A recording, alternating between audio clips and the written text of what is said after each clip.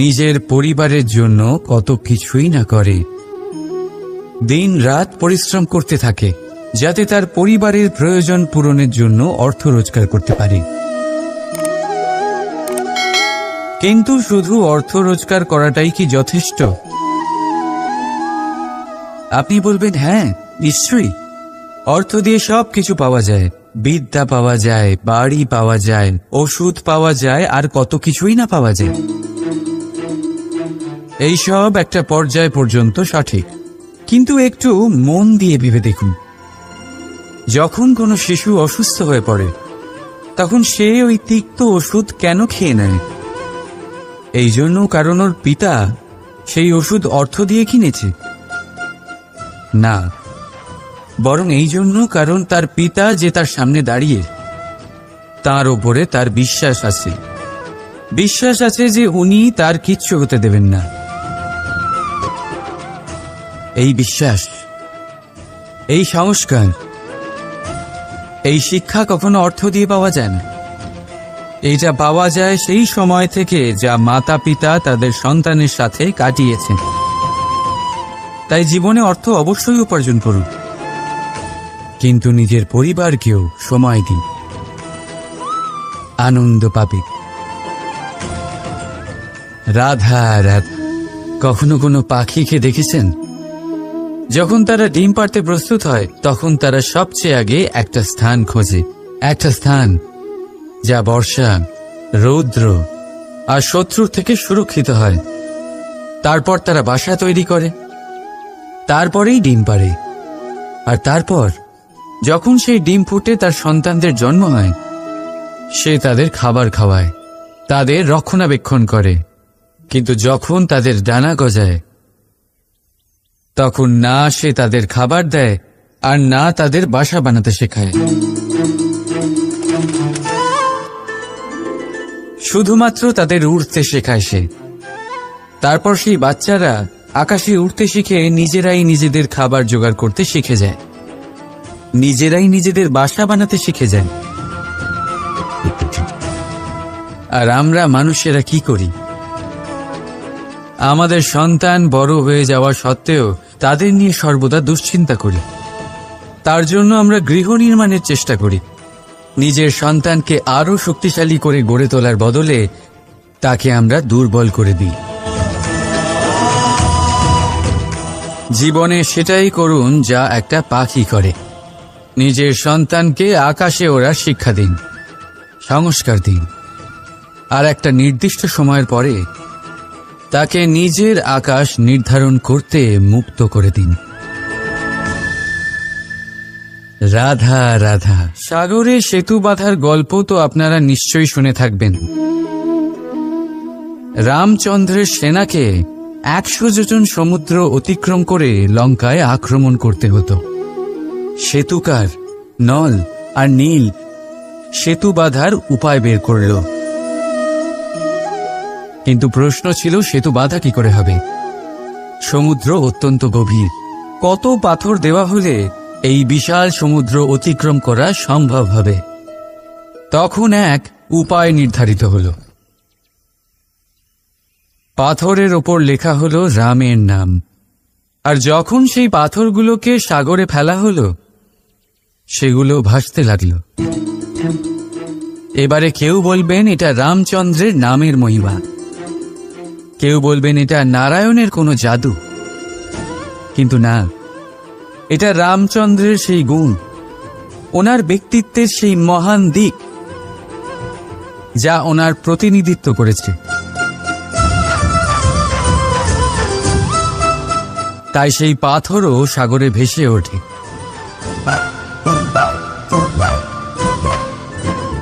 ঠিক সেইভাবেই যেখানে আমরা থাকি না সেখানে আমাদের গুণ আমাদের প্রতিনিধিত্ব করে।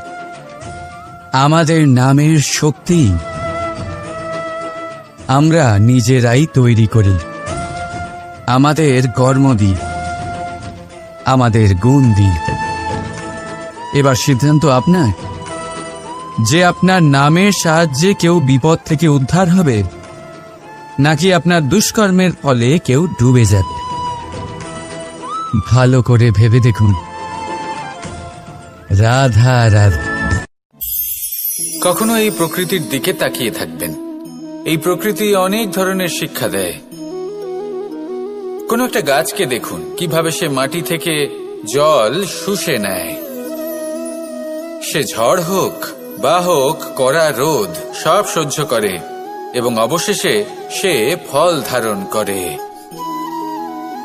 আর সেই ফল উৎপন্ন করার পরে সে ফল কিন্তু সে নিজে গ্রহণ করে না, এই সংসারকে প্রদান করে, যাতে পশু পাখি মানুষ তারা এই ফল গ্রহণ করে শক্তিশালী হয়ে উঠতে পারে, সুস্থ থাকতে পারে।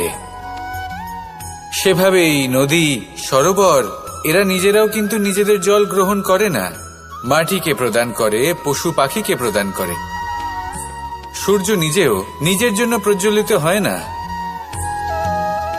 সে প্রকাশ ছড়িয়ে দিতে চায় আমাদের সবার কাছে, সে আলো পৌঁছে দিতে চায়। এই প্রত্যেকের কর্মে পরমার্থ নিহিত আছে, আর সেই জন্যই এদের সকলকে পুজো করা হয়। তাই মনে রাখবেন, আপনার কাছে জীবন যাপনের অতিরিক্ত যা কিছুই আছে তা পরমার্থের জন্য। তাহলে তার সদ্ব্যবহার করুন আর আমার সাথে ভালোবেসে বলুন রাধা রাধা। আমরা প্রত্যেকেই অবশ্যই এমন সময় দেখেছি যখন অনেকগুলো সমস্যা একসাথে আমাদের জীবনে এসে পড়ে। সমস্যা আমাদের প্রত্যেকের জীবনেই থাকে, আমরা তার সমাধান খুঁজতে চেষ্টা করি, কখনো সমাধান খুঁজে পাই, আবার কখনো যতই চেষ্টা করি না কেন কোনো সমাধান খুঁজেই পাই না। আর যখন এটা হয় তখন মানুষ অত্যন্ত বিচলিত হয়ে পড়েন। নিজের আত্মীয় স্বজন, নিজের বন্ধু বা সংসার এদের ওপরে এই দোষ চাপিয়ে দেন যে এদের জন্যই এই সমস্যা এসেছে। এবার যদি আমি আপনাকে কোনো পরামর্শ দিই তাহলে এটাই বলবো যে দৃষ্টিভঙ্গি পাল্টে দেখুন। এই দৃষ্টিভঙ্গি দিয়ে দেখুন যে এই সংসারে যে সমস্যায় আসুক না কেন তার জন্য কেউ দোষী নয়, না আপনি না অন্য কেউ। এই পুরো খেলাটাই আপনার মানসিকতা, আপনার দৃষ্টিভঙ্গির, আপনার মনের। কিভাবে বোঝাচ্ছি, যখন আমাদের মন শক্ত থাকে তখন কঠিন থেকে কঠিনতর পরিস্থিতিও আমাদের জীবনে খুব বেশি হলে প্রতিস্পর্ধা হয়ে থেকে যায়। সেখানে যদি আমাদের মন দুর্বল থাকে তখন অল্প কঠিন পরিস্থিতিও আমাদের কাছে খুব বড় সমস্যা হয়ে যায়, তাই না? একটা শক্ত মন কঠিন পরিস্থিতিকে প্রতিস্পর্ধা হিসেবে দেখে আর তার মধ্যে ওটা সুযোগ খুঁজে নেয়। আমাদের শুধু এটাই করতে হবে। এই সংসারে অন্য কাউকে দোষী মনে করলে আপনার সমস্যা দূর হয়ে যাবে না। সেই জন্য এই সংসারকে দোষ দেওয়ার বদলে এই সমস্যার মূলে চলে যান, সেটাকে বুঝুন, নিজের এই মনকে শক্ত করে তুলুন।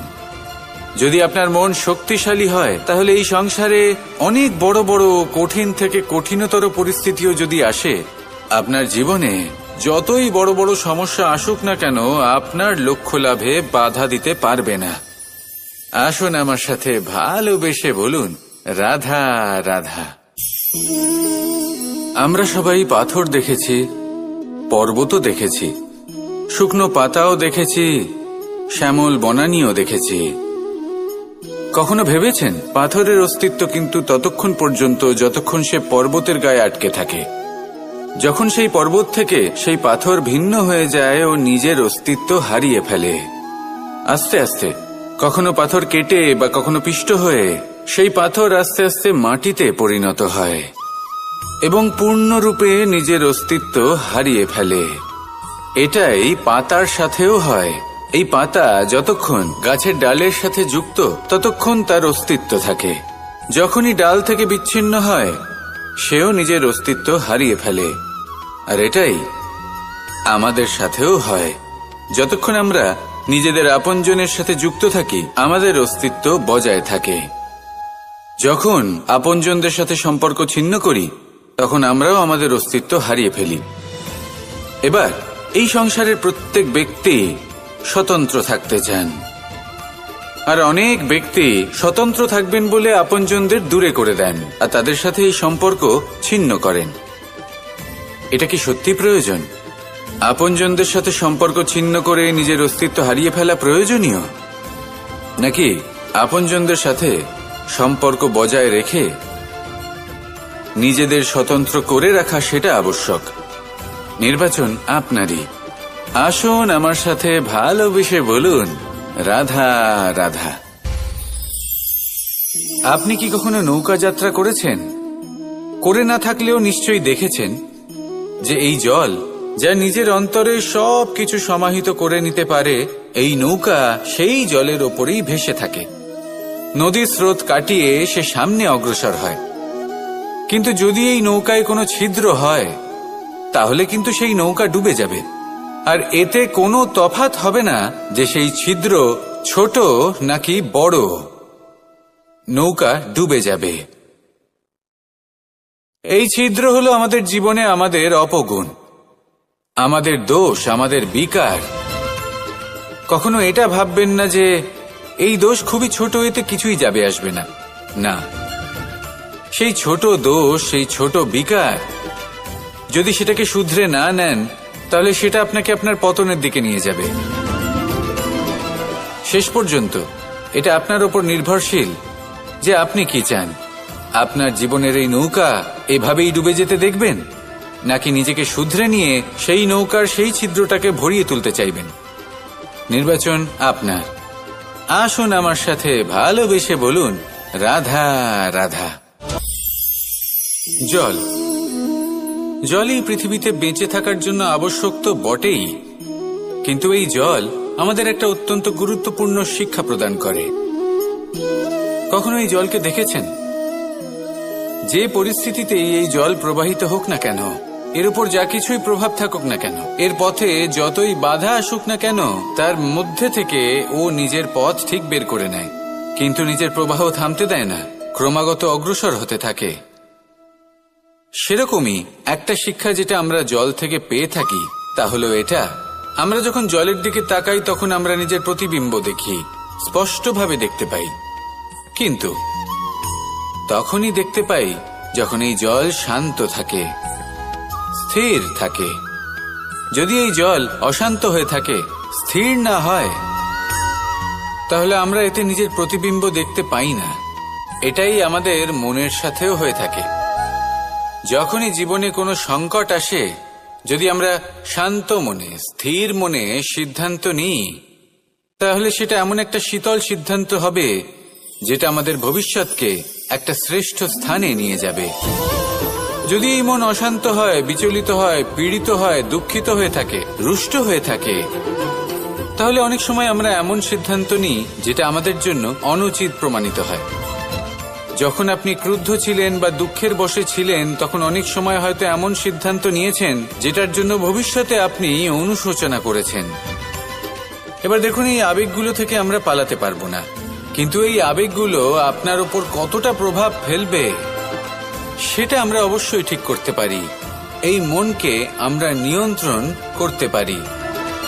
এটাই করুন, চিন্তা করুন, এই মনকে শান্ত রাখুন, স্থির হতে চেষ্টা করুন, আর তারপরে সিদ্ধান্ত নিন।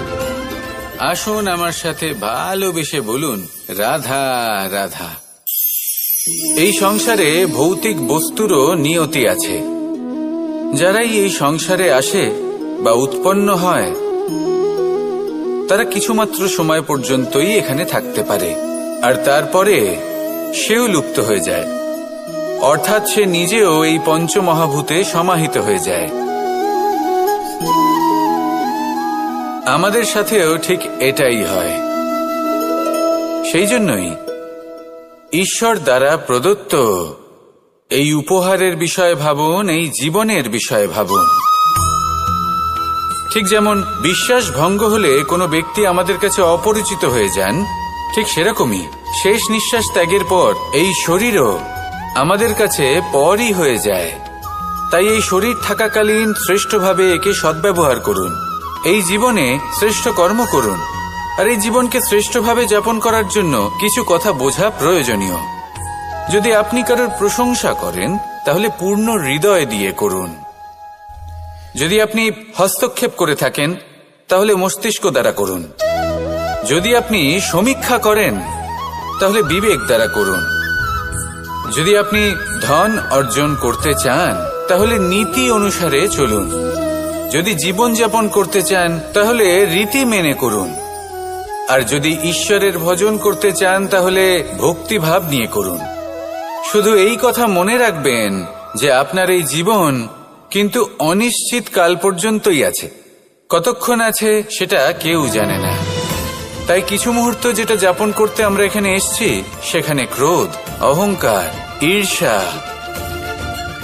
এইসব আবেগের কি গুরুত্ব বলুন তো? এগুলো ত্যাগ করুন। মানুষকে ক্ষমা করতে শিখুন। আস্তে আস্তে বিশ্বাস করতে শিখুন। এই সংসারে নিঃস্বার্থভাবে প্রেম করতে শিখুন আর সবার মধ্যে আনন্দ বিতরণ করুন।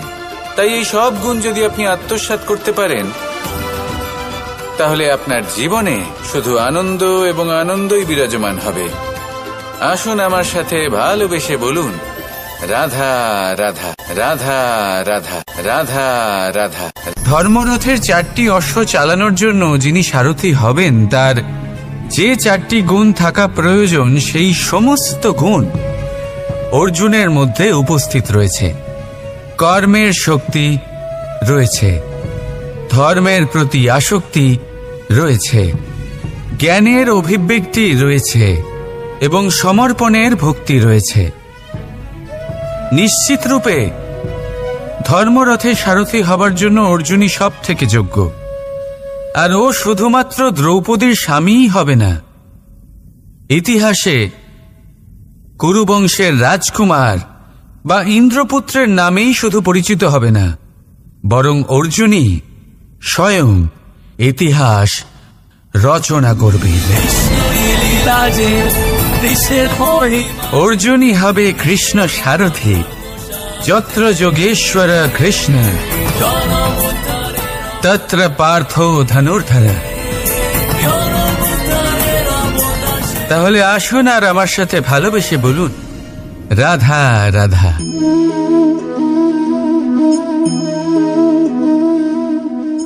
আপনার কি মনে হয় আমি কি করছি? আপনি বলবেন আমি প্রদীপ জ্বালাচ্ছি। সঠিক, কিন্তু প্রশ্ন হচ্ছে যে আমি কি আপনাকে বলেছি যে একে প্রদীপ বলা হয়? না। এই প্রদীপ কি নিজেই নিজের পরিচয় আপনাকে দিয়েছে? না। তাহলে আপনি কি করে জানলেন যে একে প্রদীপ বলা হয়? উত্তর হচ্ছে প্রকাশ, যে স্বয়ং জ্বলে অন্ধকারের মধ্যে সংসারকে পথ দেখায়, সেটাই প্রদীপ। যা নিরাশার মাঝে আশার আলো প্রদর্শন করে, সেটাই প্রদীপ। অপর দিকে আছে সাপ, যাকে না দেখেও তার ফনার আওয়াজ শুনেই লোকে ভয় পেয়ে যায়। তার মানে ব্যক্তির পরিচয় তার কর্মের দ্বারা পাওয়া যায়। তাই আপনার এটা বলার প্রয়োজন নেই যে আপনার পরিচয় কি। এটা আপনার কর্মই নিশ্চিত করবে যে লোকে আপনাকে প্রদীপ ভেবে ভালোবাসবে নাকি সাপ ভেবে ভীত হয়ে থাকবে। রাধা রাধা। সময় কত বিচিত্র হয়। সময় আমাদের পক্ষে থাকলে আমরা নিজেদের রাজা মনে করে নিই, আর সেই সময় যদি বিপক্ষে চলে যায় তাহলে নিঃস্ব হতে সময় লাগে না। তাই মানুষের একটা অভ্যেস আছে,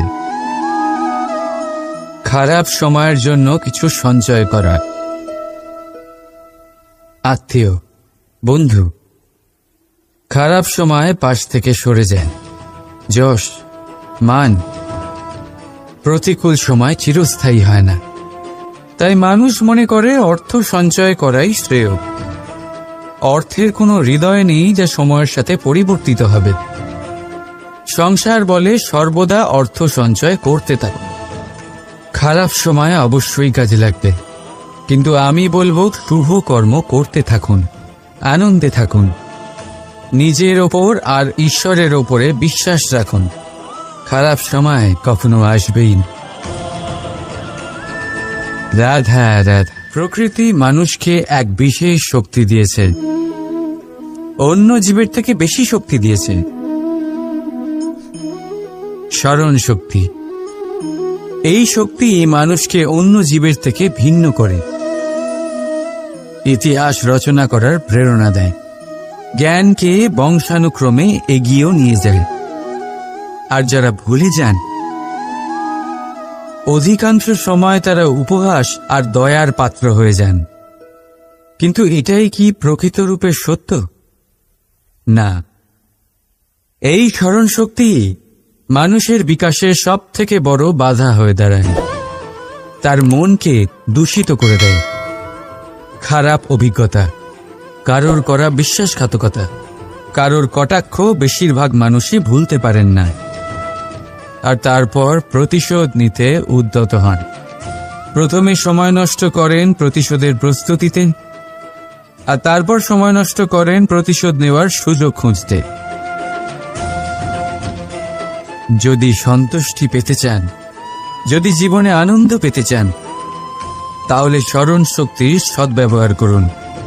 নিজের স্মরণ শক্তিকে চালনা করুন শুধুমাত্র ভালো কথা আর ভালো স্মৃতির দিকে। জীবনে আনন্দ পাবে।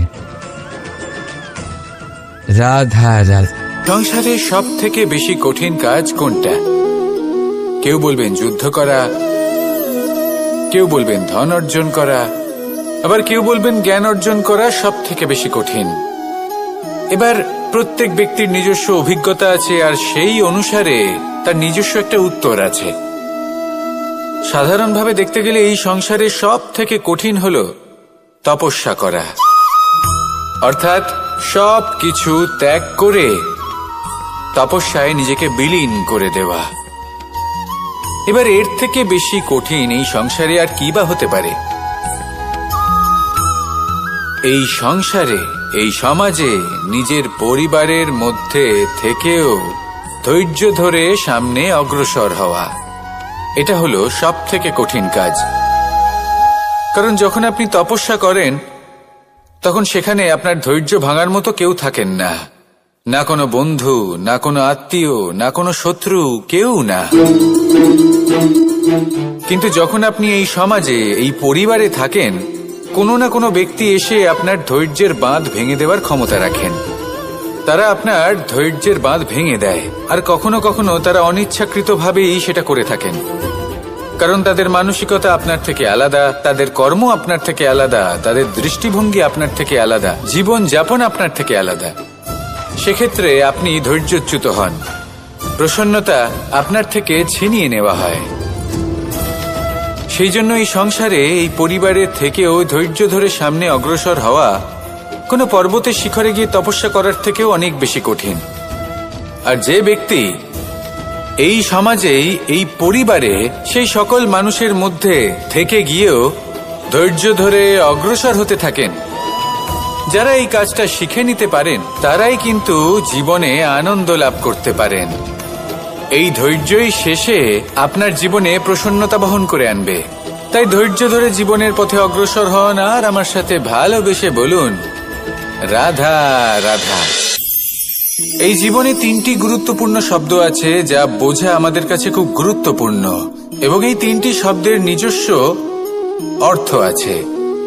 প্রথম হলো সঙ্গবদ্ধতা, অর্থাৎ একসাথে মিলে কাজ করতে হবে, একসাথে মিলে পরিশ্রম করতে হবে, সামনে এগোতে হবে। এরকম করতে পারলে আপনার শক্তি বৃদ্ধি পাবে, আপনার ক্ষমতা বৃদ্ধি পাবে, আপনি এগোতে পারবেন এবং অনেক দূরে যেতে পারবেন। দ্বিতীয় হলো আত্মবিশ্বাস। হেরে যাওয়া বস্তুও আবার জিতে নিতে পারবেন। যদি আপনার নিজের আত্মবিশ্বাস থাকে, তাহলে আপনি কখনো পরাজিত হবেন না। এবং তৃতীয় হলো অহংকার। জয়লাভ করার পরেও কিন্তু এটা আপনাকে পরাজিত করতে পারে। সেই জন্য জীবনে সঙ্গবদ্ধ হন, আত্মবিশ্বাস রাখুন, কিন্তু কখনোই অহংকার করবেন না। এই অহংকার আপনার থেকে সব কিছু কেড়ে নিতে পারে। এই অহংকারের জন্যই মথুরাপতি কংস নিজের পতনের দিকে অগ্রসর হয়েছিলেন। এই অহংকারকে ত্যাগ করুন, আর আমার সাথে ভালোবেসে বলুন রাধা রাধা। আমরা যখনই কোনো গাছের চারা রোপণ করি তখন সবার আগে পরীক্ষা করে দেখি যে যেখানে আমরা চারা রোপণ করতে চলেছি সেখানকার মাটি আদৌ উর্বর কিনা, সেই মাটি সেই চারাকে বাড়তে সাহায্য করবে কিনা। যখন একটা চারা রোপণের আগে আমরা এত কিছু ভাবতে পারি, তাহলে কাউকে বিশ্বাস করার আগে আমরা কেন ভাবি না? জীবনে কখনো এই বিশ্বাসরূপী চারা কোথাও রোপণ করার আগে বোঝার চেষ্টা করুন যে যার ওপর আপনি বিশ্বাস করতে চলেছেন সে কি আদৌ আপনার বিশ্বাসের যোগ্য কি না। ভেবে দেখুন সেই ব্যক্তি ভবিষ্যতে গিয়ে আপনার বিশ্বাস ভাঙতে পারে কি না। এটাও ভেবে দেখুন যে যাকে আপনি বিশ্বাস করতে চলেছেন তাকে আপনি বিশ্বাস করলে নিজের জীবনের উদ্দেশ্যে আপনি অগ্রসর হতে পারবেন কি না। আর তার জন্য প্রয়োজন সঠিক সিদ্ধান্ত, পরখ করা, কোনটা উচিত কোনটা অনুচিত সেটা বোঝা। আর তাতে কিন্তু আপনি সন্দেহবাতিক হবেন না, তাতে আপনি আরো নিপুণ হয়ে উঠবেন। তাই যদি আপনি নিপুণ হয়ে উঠতে চান তাহলে বোঝার চেষ্টা করুন, পরখ করে দেখুন কোনটা উচিত কোনটা অনুচিত বুঝুন। আর বিশ্বাস তখনই করুন যখন আপনি 100% নিশ্চিত হবেন যে সে বিশ্বাসের যোগ্য। আসুন আমার সাথে ভালোবেসে বলুন রাধা রাধা। রাধা কখনো কখনো আমার জন্য বড়ই সুগন্ধি আতর নিয়ে আসে, পারিজাত ফুলের মালা নিয়ে আসে আমার প্রসাধন করবে বলে, এবং আমার সব থেকে বেশি প্রিয় মাখন নিজে হাতে বানিয়ে আনে আমাকে নিজে হাতে খাইয়ে দেবে বলে, সবকিছু আমাকে প্রসন্ন করবে বলে। কিন্তু আপনি কখনো ভেবেছেন যে এই আতর কিভাবে বানানো হয়? সহস্র ফুলের পাপড়ি একসাথে পিষে নিতে হয়, তারপরে তার থেকে যে রস নিঃসৃত হয় সেই রস দ্বারাই আতর তৈরি হয়। অনেক সংখ্যক ফুলকে অসীম যন্ত্রণা ভোগ করতে হয়, তবে তারা আমার প্রসাধন সামগ্রী হয়ে উঠতে পারে। দুধ থেকে মাখন তৈরি করার জন্য কতটা পরিমাণ মন্থন সহ্য করতে হয় সেটা আপনি জানেন। ঠিক সেই রকমই হলো আমাদের জীবনও। বিপদও আসে, কঠিন পরিস্থিতিও আসে, এর সম্মুখীন হতে শিখুন। মনে রাখবেন আপনি হলেন সেই দুধ যাকে মন্থন সহ্য করতে হবে মাখন হয়ে ওঠার জন্য। মনে রাখবেন আপনি হলেন সেই ফুলের মতন যাদের পিষ্ট হতে হবে সুগন্ধি আতর হয়ে ওঠার জন্য, যাকে এই সংসার পছন্দ করে। কখনো কখনো জীবনে আপনার সাথে খারাপ শুধুমাত্র এই কারণে ঘটে যাতে আপনার শ্রেষ্ঠ রূপ এই সংসারের সামনে আসতে পারে।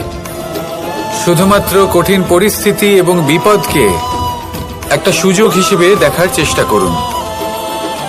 আপনার জন্য এই সংসার বদলে যাবে, সংসারকে দেখার দৃষ্টিভঙ্গি পাল্টে যাবে, আপনার ভাগ্য পাল্টে যাবে, আর এই মন প্রসন্ন হয়ে বলবে রাধা রাধা।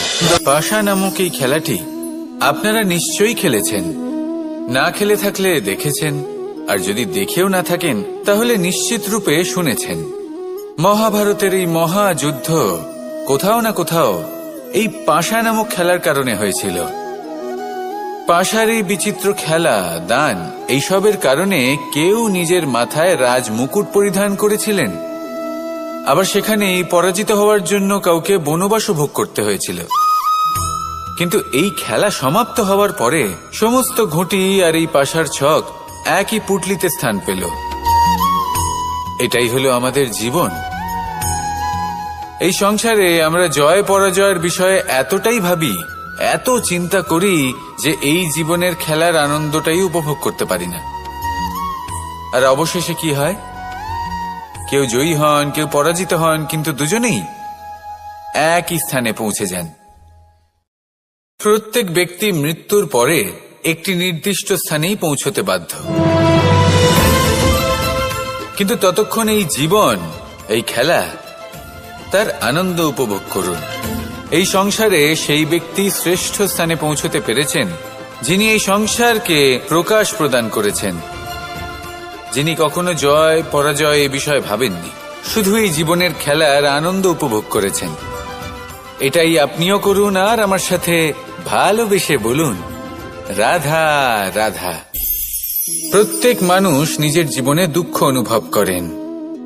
প্রত্যেকের দুঃখ আলাদা হতে পারে, কারোর মনে এই দুঃখ থাকে যে সে তার বাবা মায়ের সব ইচ্ছে পূরণ করতে পারেননি। কেউ এটা ভেবে দুঃখ পান যে সে চিরকাল সদাচার করেছেন, সৎকর্ম করেছেন, কিন্তু তাও তাকে দুরাচারী বলে মনে করা হয়। কেউ এটা ভেবেও দুঃখ পান যে তার সামনে যে ব্যক্তি রয়েছেন তার চোখে তিনি শত্রু হয়ে উঠেছেন বা দুষ্ট হয়ে উঠেছেন, যেখানে তিনি হয়তো কোনো অনুচিত কাজই করেননি। এবার এই সমস্ত বিষয় নিয়ে ভেবে নিজের ব্যক্তিত্ব নিয়ে সন্দেহ প্রকাশ করবেন না। যদি নিজের ব্যক্তিত্ব নিয়ে কোনো সন্দেহ থেকে থাকে, তাহলে কর্ম সংক্রান্ত প্রশ্ন করুন যে আপনি যা করেছেন তাতে কি উচিত ছিল, কি অনুচিত ছিল। যেটা প্রয়োজন সেটা এটা বোঝার যে আপনার অন্তর্মন, আপনার বিবেক আপনাকে কি বলছে, আর আপনার অন্তর্মন আর আপনার বিবেক আপনাকে যেটা করতে বলবে শুধু সেটাই করুন। আর তারপরে এই সংসার কি বলবে, কি ভাববে সেসব নিয়ে ভাবতে যাবেন না, কারণ এই সংসার তো ঈশ্বরকেও প্রশ্ন করে থাকে, ঈশ্বরকেও দোষী মনে করে। কখনো কখনো যখন কোনো ঘটনা মানুষের ইচ্ছা অনুযায়ী ঘটে না, তখন মানুষ এটা বলে যে হে ঈশ্বর, আপনি আমার পাশে থাকলেন না, আপনি বড়ই কঠোর, এটা আপনার দোষ। যেখানে বেশিরভাগ সময় হয়তো সে নিজেই নিজের কর্মফল ভোগ করছে। আর কখনো কখনো ঈশ্বর হয়তো তার জন্য আরো ভালো কোনো পরিকল্পনা করে রেখেছেন, কিন্তু মানুষ সেটা বুঝতে পারে না। তাই দিনের শেষে যেটা প্রয়োজন সেটা হলো নিজের মনের কথা বুঝতে হবে। আপনার বিবেক কি বলছে শুধু সেটাই করুন, আর সামনে এগোতে থাকুন। আমার সাথে ভালোবেসে বলুন, রাধা রাধা। পরিবর্তন, এটা হলো সৃষ্টির অমূল্য নিয়ম। এই সংসারে সবকিছু সময়ান্তরে পরিবর্তিত হয়, এই সময়ও পরিবর্তিত হয়। পরিবর্তন চিরকাল হয়ে এসেছে আর চিরকাল হতে থাকবে, কিন্তু এবার আমরা সেই পরিবর্তন কিভাবে লাভ করব যেটা আমাদের প্রয়োজন, যেটা আমরা চাই। আমরা জীবনে বিকাশ চাই। এই বিকাশ কিভাবে লাভ করতে পারি? এই প্রকৃতি কিন্তু আমাদের অত্যন্ত উত্তম উদাহরণ দিয়ে বুঝিয়েছে। একটি বিন্দুর উদাহরণ দিয়েছে যা ভবিষ্যতে একটা বিশাল নদীর আকার ধারণ করে। এটা কিভাবে হয়? মেঘ থেকে একটি বিন্দু ঝরে পড়ে সেই পর্বতের ওপর যেখানে হিম আছে। সেই হিমের সংস্পর্শে আসা মাত্র সেই বিন্দুর সাথে আরো বেশ কিছু বিন্দু যুক্ত হয়, তারপর তারা অগ্রসর হয়, আরো কিছু বিন্দু যুক্ত হয়, আস্তে আস্তে একটা ক্ষীণ ধারার রূপ ধারণ করে, এবং সেটাই ভবিষ্যতে আরো এগোতে থাকে। অনেকটা যাওয়ার পর যখন অনেক সংখ্যক বিন্দু একসাথে যুক্ত হয়, তখন সেটা বিশাল নদীর আকার ধারণ করে। এবার আমরা মানুষ বলে আমাদের সাথে এই নিয়মের অন্যথা হয় তা নয়। আমরাও এই প্রকৃতির অংশ, আমাদের ক্ষেত্রেও একই নিয়ম প্রযোজ্য। যখন পরিশ্রম করে অনেক সংখ্যক বিন্দু আমরা একত্রিত করব, তখনই পরিবর্তনের নদী প্রবাহিত হবে। প্রয়োজন হল নিরন্তর পরিশ্রম করা এবং ধৈর্য ধরা। এটা করতে থাকুন, জীবনে সবকিছু লাভ করতে পারবেন, কারণ প্রকৃতি আমাদের এটাই শিখিয়েছে। আর আমরা এই ব্রহ্মরই একটি অংশ, যার দ্বারা এই ব্রহ্মাণ্ড নির্মিত। আসুন আমার সাথে ভালোবেসে বলুন, রাধা রাধা। আমাদের জীবনে গুরুজনেরা, জ্ঞানী মানুষজন সবসময় একটা কথা বলেন, ধৈর্য ধরো। শুধুমাত্র দুটো শব্দ, কিন্তু কতটা বিশাল সেটা বোঝার চেষ্টা করুন। ছোট একটা অস্ত্র হাতে নিন এবং একটা বিশাল পর্বতে নিরন্তর প্রহার করতে থাকুন। ধৈর্য ধরে সেই কাজ করতে থাকুন। এমন একদিন আসবে, এই বিশাল পর্বতে আপনি একটা পথ তৈরি করবেন। কোনো ধনুর্ধর যখন নিজের বিদ্যা অর্জন করেন, তখন তাকেও ধৈর্য ধরতে হয়, তার নিজেকে সময় দিতে হয়, তবেই সে ধনুর্বিদ্যা শিখতে পারে। সেইভাবে আমাদের জীবনেও ধৈর্য ধরার খুব প্রয়োজন। পরিবারে ধৈর্য রাখতে পারলে তাহলে আস্তে আস্তে দেখবেন প্রেম বৃদ্ধি পাচ্ছে। সমাজে যদি ধৈর্য রাখতে পারেন, তাহলে আস্তে আস্তে এই সমাজ আপনাকে সম্মান করবে। যদি নিজের জীবনে ধৈর্য রাখতে পারেন, তাহলে নিজে থেকেই আত্মবিশ্বাস বাড়বে, নিজের বিকাশ হবে। জীবনে সবই সম্ভব যদি ধৈর্য রাখতে পারেন। হয়তো আস্তে আস্তে হবে, কিন্তু হবে অবশ্যই। শুধু ধৈর্য রাখুন, কারণ ধৈর্যই সব থেকে বড় পুঁজি। আসুন আর আমার সাথে ভালোবেসে বলুন, রাধা রাধা। আমাদের জীবনে যখনই আমরা কোনো বড় দায়িত্বের সম্মুখীন হই, তখন আমরা তার থেকে দূরে পালাই, আর এই অজুহাত দিই যে না না, এত বেশি ভার বহন করার যোগ্যতা আমার নেই, আমি করতেই পারবো না। দেখুন, এই সংসারে ভিন্ন ভিন্ন ধরনের গাছ আছে, ছোট গাছ, বড় গাছ, কিন্তু বটগাছের মতো বড় এবং নিবিড় গাছ আর একটাও নেই। সে নিঃস্বার্থভাবে এই সংসারকে সেবা করে যায়, ছায়া প্রদান করে, শীতলতা প্রদান করে। আর যখন এমন সময় আসে যখন তার ওপর বোঝা অত্যন্ত বেড়ে যায়, সে কিন্তু কোনোভাবেই ভেঙে পড়ে না। তখন সে নিজের নিঃস্বার্থ কর্মের ফল লাভ করে, সেই নিঃস্বার্থ কর্ম যা সে করেছে। তার দেহ থেকে ছোট ছোট ঝুড়ি বার হয় এবং তা কাণ্ডের আকার ধারণ করে। সেই কাণ্ড মাটির কাছে পৌঁছয় এবং তারপর তা বটগাছের সহায়ক হয়ে ওঠে। সে ভেঙে পড়ে যায় না। এইভাবে আপনিও জীবনে নিঃস্বার্থভাবে সবার সেবা করুন, ভালোবাসুন, সবাইকে সাহায্য করুন। যেদিন আপনার ওপর বোঝা অত্যন্ত বেড়ে যাবে, সেদিন এই সব মানুষ আপনাকে সাহায্য করার জন্য আসবেন, আপনার শক্তি হয়ে উঠবেন, আর আপনি বটগাছের মতোই মহান এবং বিশাল হয়ে উঠবেন। আসুন আর আমার সাথে ভালোবেসে বলুন, রাধা রাধা। একটা শব্দ আছে, পরিস্থিতি। অনেক মানুষের মুখে আমরা এই শব্দ শুনি। জীবনে যখন অসফল হয়ে দুঃখ আসে, সংকট আসে, কোনো বিপদ ঘনিয়ে আসে, তখন সমস্ত দোষ আমরা পরিস্থিতির ওপর চাপিয়ে দিই, আর দেখতে গেলে কোথাও না কোথাও ঠিকই করি। এই পরিস্থিতি প্রত্যেক দিনের মতো পাল্টাতে থাকে, কিন্তু এই দিন, এই রাত, এমন কেউ আছেন যিনি এর ওপরেও নিয়ন্ত্রণ সাধন করেন, আর তিনি হলেন সূর্য। ঠিক সেই রকমই আমাদের জীবনেও সূর্য হলো এই মন। যদি এই মনের উপর আমরা নিয়ন্ত্রণ করতে পারি, তাহলে আমরা জীবনকেও নিয়ন্ত্রণ করতে পারবো। প্রথমে এই মনের রাজা হয়ে উঠতে হবে।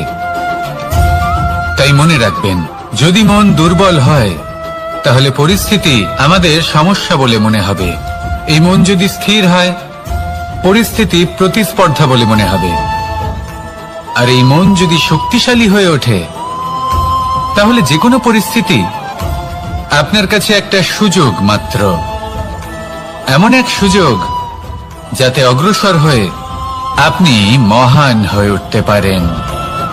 এই মনের শক্তির বৃদ্ধি ঘটান, মহান হয়ে উঠুন, আর আমার সাথে ভালোবেসে বলুন, রাধা রাধা। খুব সুন্দর একটা কাহিনী আছে। একবার এক ব্যক্তি নিজের অসফলতার জন্য ত্রস্ত হয়ে সময় দেবতার তপস্যা করতে বসলেন।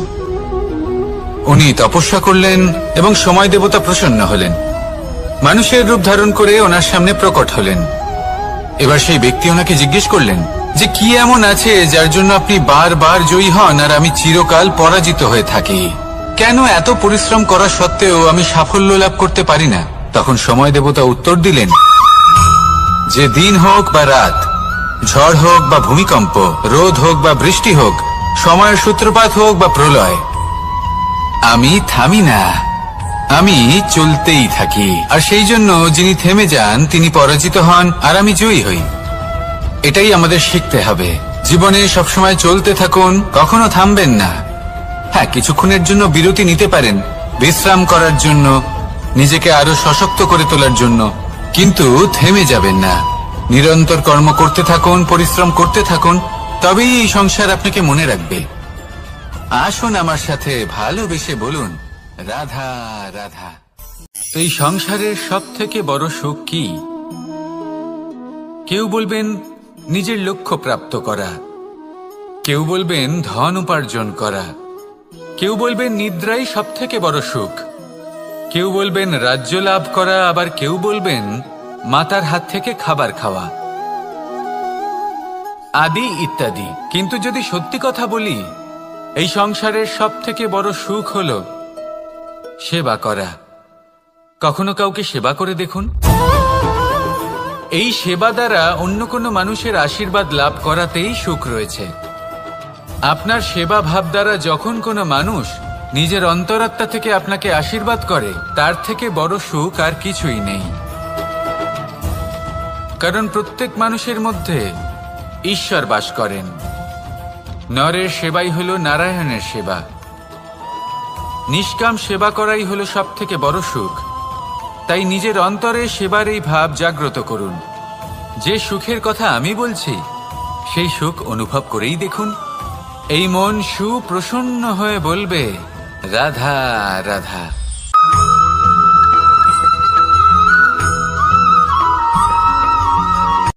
আজ আমি আপনাকে এমন এক গল্প শোনাবো যা আমার নন্দ বাবা আমাকে শুনিয়েছিলেন যখন আমি ছোট ছিলাম। কাহিনী একজন সাধু আর একজন বিছের। একবার এক সাধু নদীর পাড়ে স্নান করছিলেন। উনি দেখলেন যে জলের প্রবাহে একটা বিছে ভেসে যাচ্ছে। তার প্রাণ বাঁচানোর জন্য উনি তাকে তুলে নদীর পাড়ে রাখার চেষ্টা করলেন, কিন্তু যেই সেই বিছেকে উনি হাতে তুললেন, সেই বিছে ওনাকে কামড়ে দিল। সাধু আবার চেষ্টা করলেন। সেই বিছেকে হাতে নেওয়াতে সে আবার তাকে কামড়ে দিল। আরো একবার চেষ্টা করাতে ওনার শিষ্য ওনাকে জিজ্ঞেস করল, এ আপনি কি করছেন গুরুদেব? এসব কি হচ্ছে?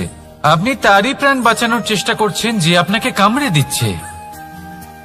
গুরুদেব উত্তর দিলেন যে ও বিছে হয়েই নিজের কর্ম করছে, নিজের প্রবৃত্তি, নিজের ব্যবহার বদলাচ্ছে না।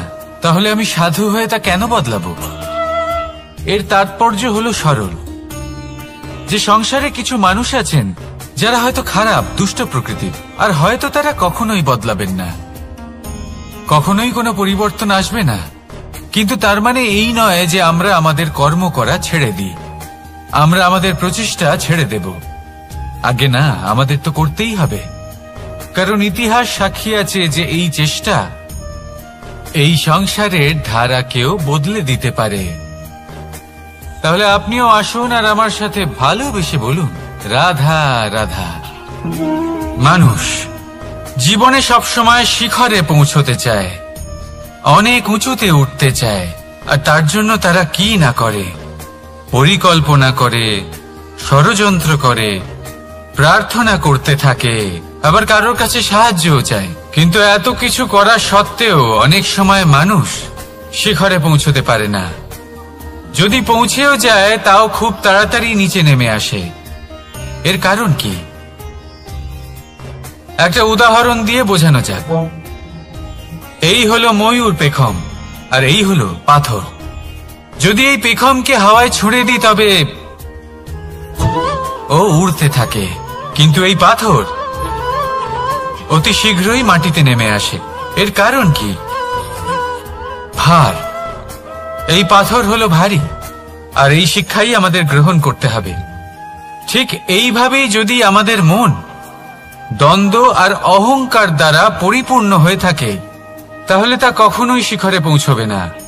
পৌঁছে গেলেও খুব শীঘ্রই মাটিতে নেমে আসবে। তাই এই মনকে হালকা করতে শিখুন, অহংকারকে, এই হিংসাকে ত্যাগ করুন। তারপর উঁচুতে উড়ে তো দেখুন, কত উঁচুতে উড়তে পারবেন আপনি। আসুন আমার সাথে ভালোবেসে বলুন, রাধা রাধা। মানুষ এক অত্যন্ত বিচিত্র প্রাণী। পরিকল্পনা করে, ষড়যন্ত্র করে, প্রচেষ্টা করে, কাউকে পরাজিত করার চেষ্টাও করে। সাপকে একটা দড়ি মনে করে হাতে চেপে ধরার চেষ্টা করে, কিন্তু একটা কথা বুঝতেই পারে না, সময়ের এই সাপ, এটা হাতে চেপে ধরাই যায় না। আর আপনি যা করবেন তা আবার ফিরে আসবে আপনারই সামনে। দেখুন, এতে কিছুই যায় আসে না যে আপনি কুম্ভকারের পুত্র নাকি কৃষ্ণের পুত্র। যদি আপনি অনুচিত কর্ম করেন তাহলে আপনার সাথেও অনুচিতই হবে। অশুভ কর্ম করলে আপনার সাথেও অশুভই হবে। কুরু বংশ অত্যন্ত মহান বংশ ছিল। এই কুরু বংশ কি হলো তার সাথে? একটা গোটা বংশ বয়ে গেল। কারণ ওনাদের উদ্দেশ্য অশুভ ছিল। অন্যদিকে 5 জন বনবাসী পাণ্ডব মহাভারত বিজয়ী হলেন, কারণ তাদের উদ্দেশ্য শুভ ছিল। তাই মনে রাখবেন, শুভ অগ্নি প্রজ্বলিত করবেন, শুভ তাপ সঞ্চার হবে। অশুভ অগ্নি প্রজ্বলিত করবেন, নরকেই জ্বলতে হবে। তাহলে আসুন আর আমার সাথে ভালোবেসে বলুন, রাধা রাধা। মানুষ জীবনে সবসময় সুখ পেতে চান, কিন্তু এই সুখ এটা আসলে কি? এই সুখের আসল রূপ কি? আমি বলি, সুখের আসলে 2টি রূপ হয়, বাহ্যিক সুখ, আত্মিক সুখ। আর এটা ঠিক তেমনই হয় যেরকম আমাদের শরীরের সাথে জড়িত ছায়া আর আমাদের শরীরের মধ্যে বসবাসকারী আত্মার। যদি ছায়ার কথা ভেবে দেখেন তাহলে বুঝতে পারবেন, আমাদের শোবার সময় ভোরবেলা এই ছায়া অনেক বড় হয়ে যায়। যখন এই সূর্য মাথার উপরে চলে আসে, তার তাপ বেড়ে যায়, তখন এই ছায়া ছোট হয়ে যায়। আর যেই অন্ধকার নেমে আসে, এই ছায়া আপনার সঙ্গ ত্যাগ করে। এরকমই হয় বাহ্যিক সুখ। আর এবার কথা বলি আমাদের শরীরের মধ্যে বসবাসকারী এই আত্মা। এই আত্মা কখনো আমাদের সঙ্গ ত্যাগ করে না, সব সময় আমাদের সাথে জড়িয়ে থাকে। এরকমই হয় আত্মিক সুখ, যা সব সময় আমাদের সাথে থাকে। আত্মিক সুখ কারোর সেবা করে, আত্মিক সুখ কাউকে সাহায্য করে, আত্মিক সুখ প্রেম বোধের, যা কখনো আমাদের সঙ্গ ত্যাগ করে না। সেখানে বাহ্যিক সুখ, যতক্ষণ আপনি সম্পন্ন কিছু মানুষ এবং সুবিধার সাথে আছে, এই বাহ্যিক সুখ আপনার সাথে থাকবে। সম্পন্নতা চলে গেলে, মানুষজন চলে গেলে, সুখ সুবিধা চলে গেলে, বাহ্যিক সুখও চলে যায়। তাহলে এই আত্মিক সুখ খুঁজে নিন এবং সেই সুখের সাথেই বলুন, রাধা রাধা। আপনি কখনো কোনো সাধারণ পাখি দেখেছেন? যেমন বাবুই। সে কি করে? সে কোনো গাছের ডালে নিজের বাসা বানায়। এবার সেইখানে বাসা বানানো সহজ ব্যাপার, কারণ সামগ্রী আশেপাশেই পাওয়া যায়। কিন্তু সমস্যা হলো আক্রমণ।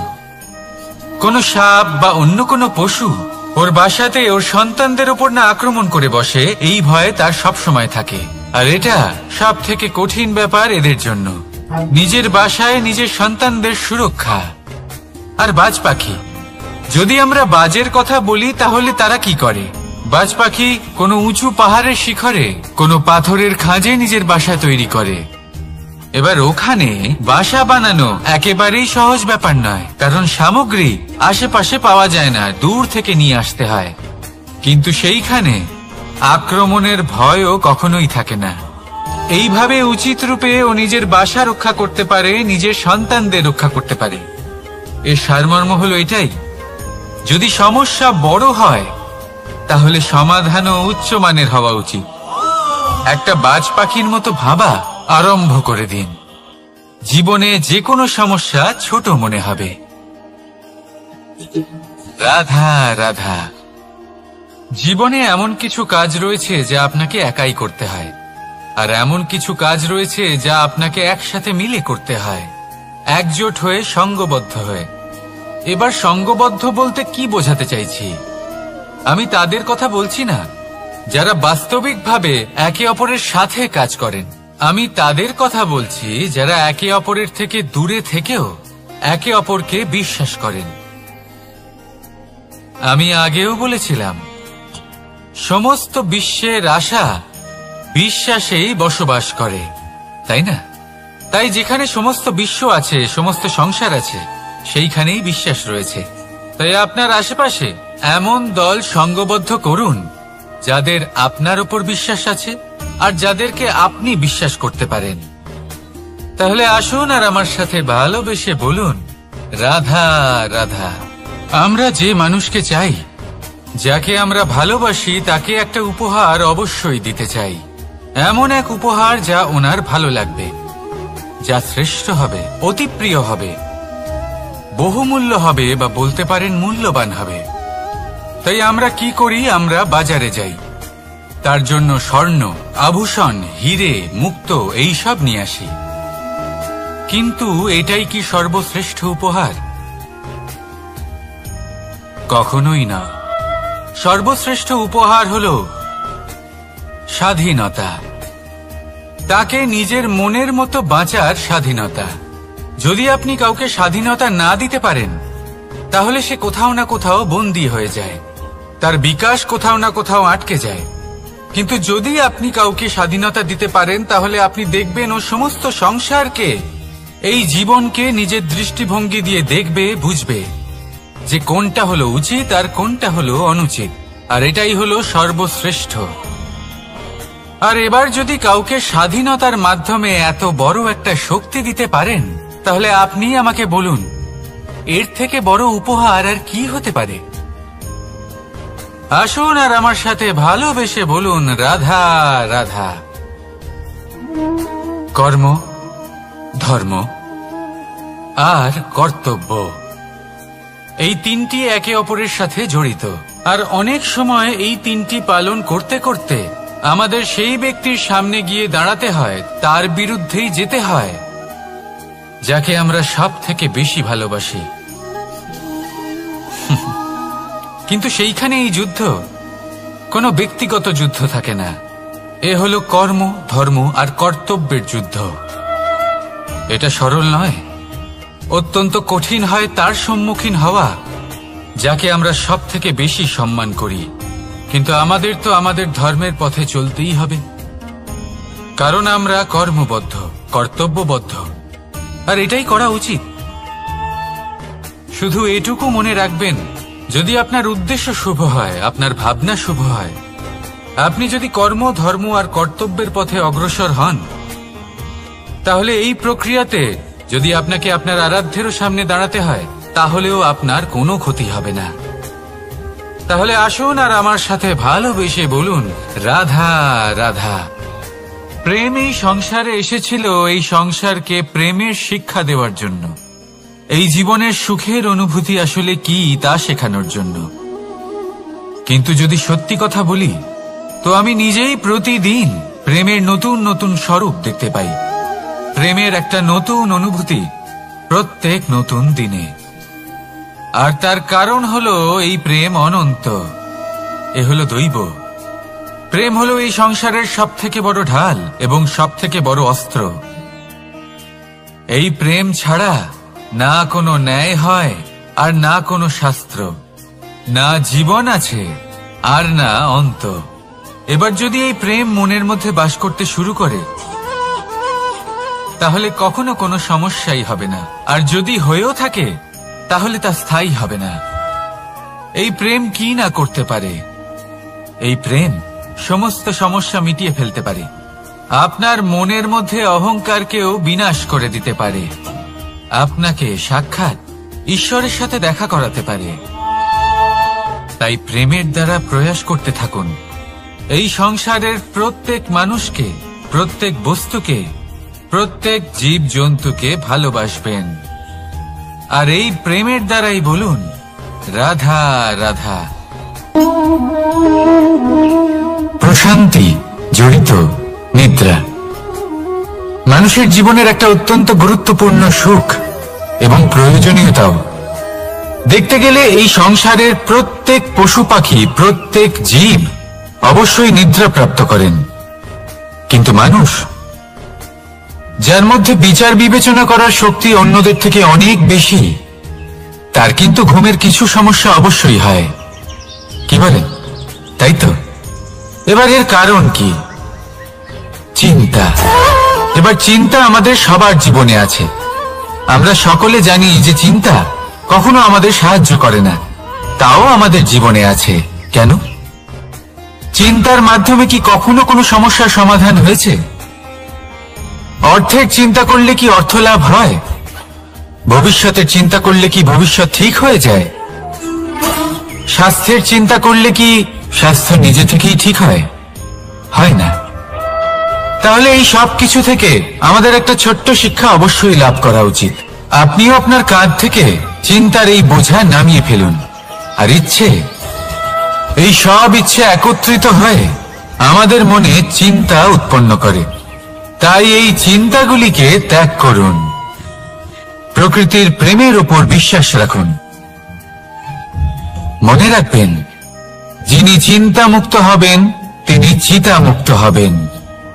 সুখের নিদ্রা প্রাপ্ত করুন, আর নিদ্রায় যাবার আগে আমার সাথে ভালোবেসে বলুন, রাধা রাধা। মহাদেব, সেই দেবতা যিনি মহান, যাকে দেবতাদের দেবতা বলা হয়, যিনি হলেন আমার আরাধ্য। কখনো আপনার মনে এই প্রশ্ন এসেছে যে শিবকেই কেন মহাদেব বলা হয়, অন্য কোনো দেবতাকে কেন বলা হয় না? সেই কারণ মহাদেবের মধ্যে, ওনার মধ্যে এমন এক বিশেষ গুণ রয়েছে যা অন্য কারণ নেই। তা হলো নিঃস্বার্থ হয়ে মানুষের সেবা করা। যদি প্রয়োজন পড়ে, যদি সৃষ্টির পথে বিনাশের কালো মেঘ ছেয়ে থাকে, তখন নিজের প্রাণের চিন্তা না করে হলাহল পান করার জন্য প্রস্তুত থাকেন মহাদেব। আর এই অদ্বিতীয় ত্যাগের জন্যই শিবকে মহাদেব বলে ডাকা হয়। এবার যদি কোনো মানুষও নিঃস্বার্থ ভাবনার দ্বারা নিজেকে অর্পণ করে দেয় এই জগতের কল্যাণের জন্য, মানুষের সেবার জন্য, তাহলে তিনিও মহাপুরুষ, মহামানব হতে পারেন।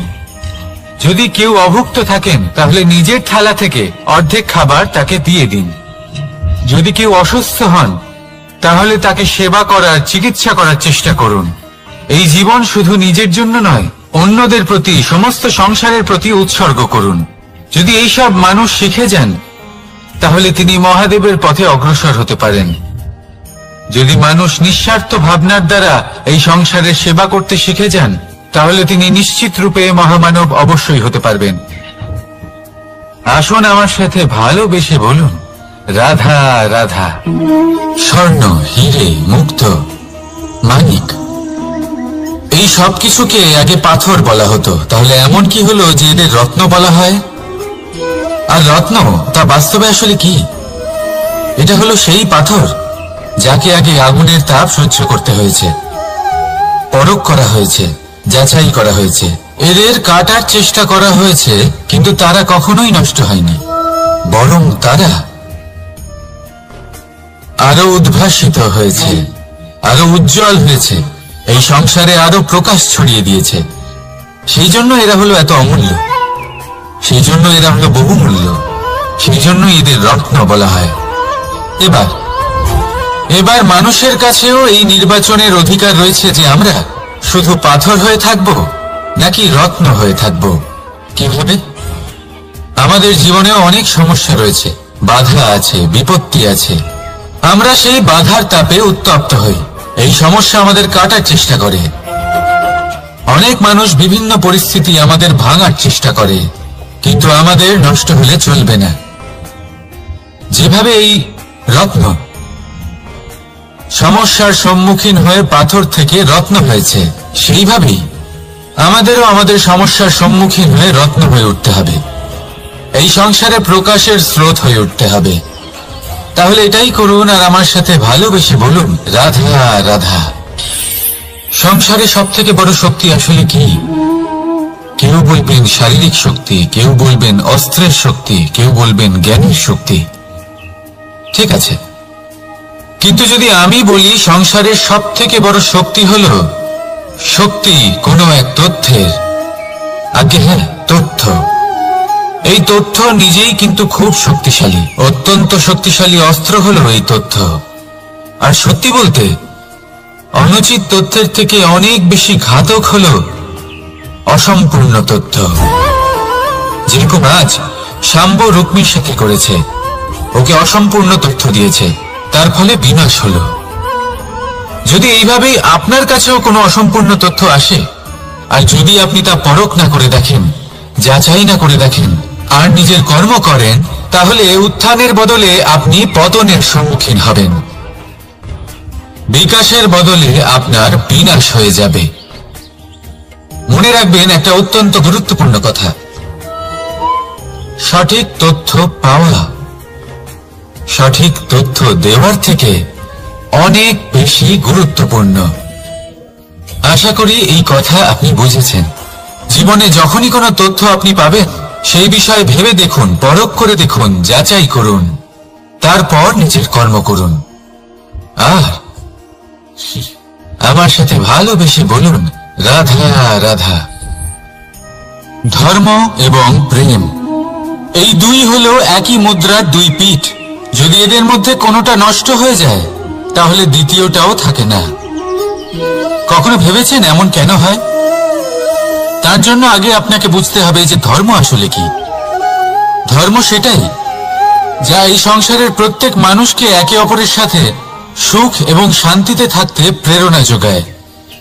এই প্রেরণার আধার হলো প্রেম। প্রেম সেটাই যা আপনার মধ্যে অন্য কারোর প্রতি করুণাবোধ জাগিয়ে তোলে, সম্মান জাগিয়ে তোলে। এবার যদি প্রেম চলে যায় তাহলে সবার আগে বিনাশ হবে সম্মান আর করুণাবোধের। এবার যেখানে না প্রেম রয়েছে, না সম্মান রয়েছে, না করুণা রয়েছে, সেখানে ধর্ম কিভাবে বাস করবে? অশুভ ইচ্ছে জাগ্রত হয়ে ওঠে, ক্রোধ জাগ্রত হয়ে ওঠে, অহংকার জাগ্রত হয়ে ওঠে, আর তারপর আরম্ভ হয় অধর্মের। তাই যা যা ভাবনা আপনার অন্তরে প্রবেশ করছে করতে দিন, কিন্তু যাই হোক না কেন এই প্রেমকে নিজের থেকে দূরে যেতে দেবেন না। এই প্রেমকে চিরকাল নিজের কাছে রাখুন, নিজের হৃদয়। আর এই প্রেম ভাব নিয়ে বলুন, রাধা রাধা। মানুষের জীবনে উন্নতি লাভ করার জন্য তিনটি স্তম্ভের প্রয়োজন হয়। প্রথম স্তম্ভ শিক্ষা। এই শিক্ষা আমাদের জ্ঞান প্রদান করে। দ্বিতীয় স্তম্ভ ব্যবসা, যার দ্বারা আমরা ধন উপার্জন করি। তৃতীয় স্তম্ভ হলো আমাদের ঈশ্বর, আমাদের ইষ্ট। এনার সাথে যদি আমরা জুড়ে থাকতে পারি তাহলে এমন একটা মানসিক বল আপনি লাভ করবেন যেটা এই সংসারে আর কোথাও পাওয়া সম্ভব নয়। কিন্তু মানুষ অনেক সময় জীবনে এই তিনটি স্তম্ভ লাভ করা সত্ত্বেও সামনে অগ্রসর হতে পারেন না। তখনও জীবনে কঠিন পরিস্থিতি আসতেই থাকে। এমনটা ঠিক কেন হয়? কারণ সে জীবনে এই তিনটি স্তম্ভ লাভ করে নেয়, জীবনে প্রয়োগও করে, কিন্তু তার ভিতের কথা সে ভুলেই যায়। যেমন প্রথম স্তম্ভ অর্থাৎ শিক্ষা। এই শিক্ষার আধার হলো শুভ চেতনা। যদি অন্তরে শুভ চেতনা না থাকে তাহলে এই শিক্ষার কোনো গুরুত্ব থাকে না। দ্বিতীয় স্তম্ভ ব্যবসা। পরিশ্রম করে উপার্জন করতে হবে, এই কথাটা আমরা সবাই জানি এবং সবাই চেষ্টাও করি। কিন্তু ব্যবসা করতে করতে আমরা এটা ভুলে যাই আমাদের ব্যবহার কেমন হয়ে পড়েছে। এই ব্যবহার যদি শুভ হয় তাহলে আমাদের উপার্জন আস্তে আস্তে একটা স্থির জায়গায় এসে পৌঁছবে। এবং তৃতীয় স্তম্ভ আমাদের ভগবান। যদি ওনার শরণে আপনি যেতে চান তাহলে তার পূর্বে নিজের মা বাবাকে সেবা করুন, তাদের যত্ন করুন, তাদেরকে ভালোবাসুন, কারণ ওনারাই হলেন এই সংসারে আপনার সব থেকে বড় ইষ্ট। তাহলে তিন স্তম্ভের সাথে সাথে তাদের আধারকেও নিজের জীবনে প্রাধান্য দিন। কোনো সমস্যা আসবে না, জীবনে একের পর এক উন্নতি করবেন এবং এই মন প্রসন্ন হয়ে বলবে, রাধা রাধা। সুখ, দুঃখ এবং শক্তি, এই তিন হলো এই সংসারের ত্রিদেবের মতো। আমাদের জীবনে যা কিছু ঘটছে এই তিনটির ভিত্তির উপরেই হচ্ছে। আসলে এই সংসারের একটা নিয়ম আছে, যখনই আপনি কিছু লাভ করেন এই সংসার আপনার পরীক্ষা নেয়। এটা জানার জন্য আপনার পরীক্ষা নেয় যে আপনি যা কিছুই লাভ করেছেন আপনি কি আদৌ সেটার যোগ্য কিনা। ঠিক সেইভাবেই এই সুখ, দুঃখ এবং শক্তি আপনার পরীক্ষা নিয়ে থাকে। যখন সুখ আসে তখন সে আপনার পরীক্ষা নেয় যে আপনার মধ্যে অহংবোধ জাগ্রত হয়নি তো। যদি অহংবোধ চলে আসে তাহলে সুখ সেখানেই সঙ্গ ত্যাগ করে। দুঃখ আপনার ধৈর্যের পরীক্ষা নিতে থাকে, আর যদি আপনার মধ্যে ধৈর্য না থাকে তাহলে এটা আপনাকে আরো বেশি দুঃখের গভীর অন্ধকারে ঠেলে দেবে। সেখানে শক্তি পরীক্ষা নেয় আপনার বিনম্রতার। যদি আপনি বিনম্র না হন তাহলে হয় এই শক্তি আপনার সঙ্গ ত্যাগ করবে, নয় এই শক্তি বিনম্রতার অভাবে আপনার পতনের কারণ হতে পারে। এই সংসারে যে কোনো ব্যক্তি যিনি এই পরীক্ষায় উত্তীর্ণ হয়ে থাকেন এই জীবনে তিনি সাফল্য লাভ করেন। আসুন আমার সাথে ভালোবেসে বলুন, রাধা রাধা।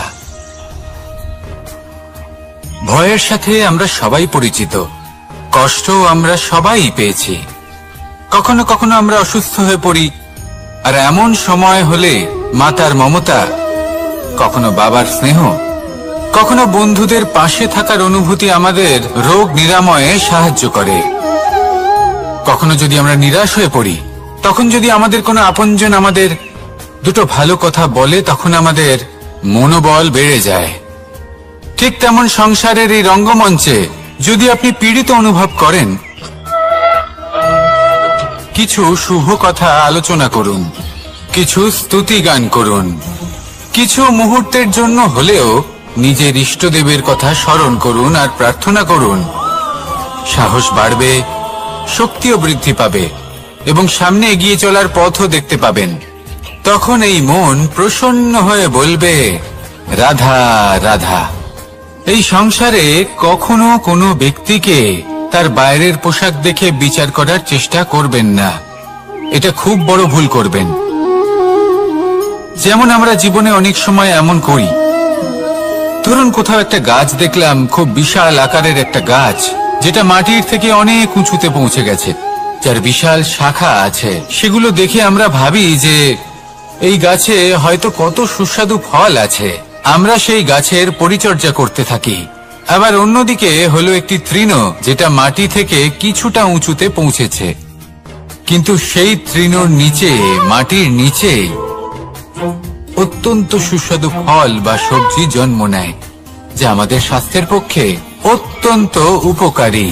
সেই জন্য কখনো আবরণ দেখে কাউকে বিচার করতে চেষ্টা করবেন না। তার বদলে এটা বোঝার চেষ্টা করুন যে আপনার সামনে যে ব্যক্তি আছে বা বস্তু আছে, তার বিশেষত্ব কি।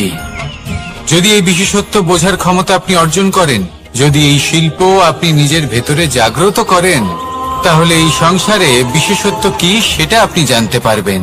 আর এই সমস্ত খেলা দৃষ্টি থেকে নয়, দৃষ্টিভঙ্গি থেকে জন্ম নেয়। দৃষ্টিভঙ্গি সবসময় শুভ রাখুন আর আমার সাথে ভালোবেসে বলুন, রাধা রাধা। লোকে বলে মানুষ নিজের ভবিষ্যৎ জন্ম থেকেই লিখিয়ে আনে, অর্থাৎ এখানে এই কপালে। ভাগ্য দেবতা আমাদের সমস্ত উত্থান, সমস্ত পতনের হিসেব সবটা লিখে দেন। কিন্তু কপালে কেন, পায়ে নয় কেন? যদি পায়ে লেখা হয় তাহলে আমরা পড়তে পারবো, যদি কপালে লেখা হয় আমরা ছাড়া বাকি সবাই পড়তে পারবে। এবারে আমাদের কপাল এখানে তাই প্রতিফলিত হয় যা আমাদের মস্তিষ্কে আছে, আর মস্তিষ্কে থাকে আমাদের ভাবনা। তাই এই ভাবনার ধনাত্মক হওয়া অত্যন্ত জরুরি। এতে বিকাশের জন্য স্থান রাখুন, এতে সবাইকে একসাথে নিয়ে চলার ভাবনা রাখুন, আর বিশ্বাস করুন আপনার মস্তিষ্কের এই ভাবনা সাফল্য রূপে আপনার কপালে অবশ্যই লিখিত হবে, কারণ আপনার ভাবনাই সত্য হয়ে আপনার জীবনে আসে। রাধা রাধা। সময় বড়ই অদ্ভুত, এই সময়, তাই না?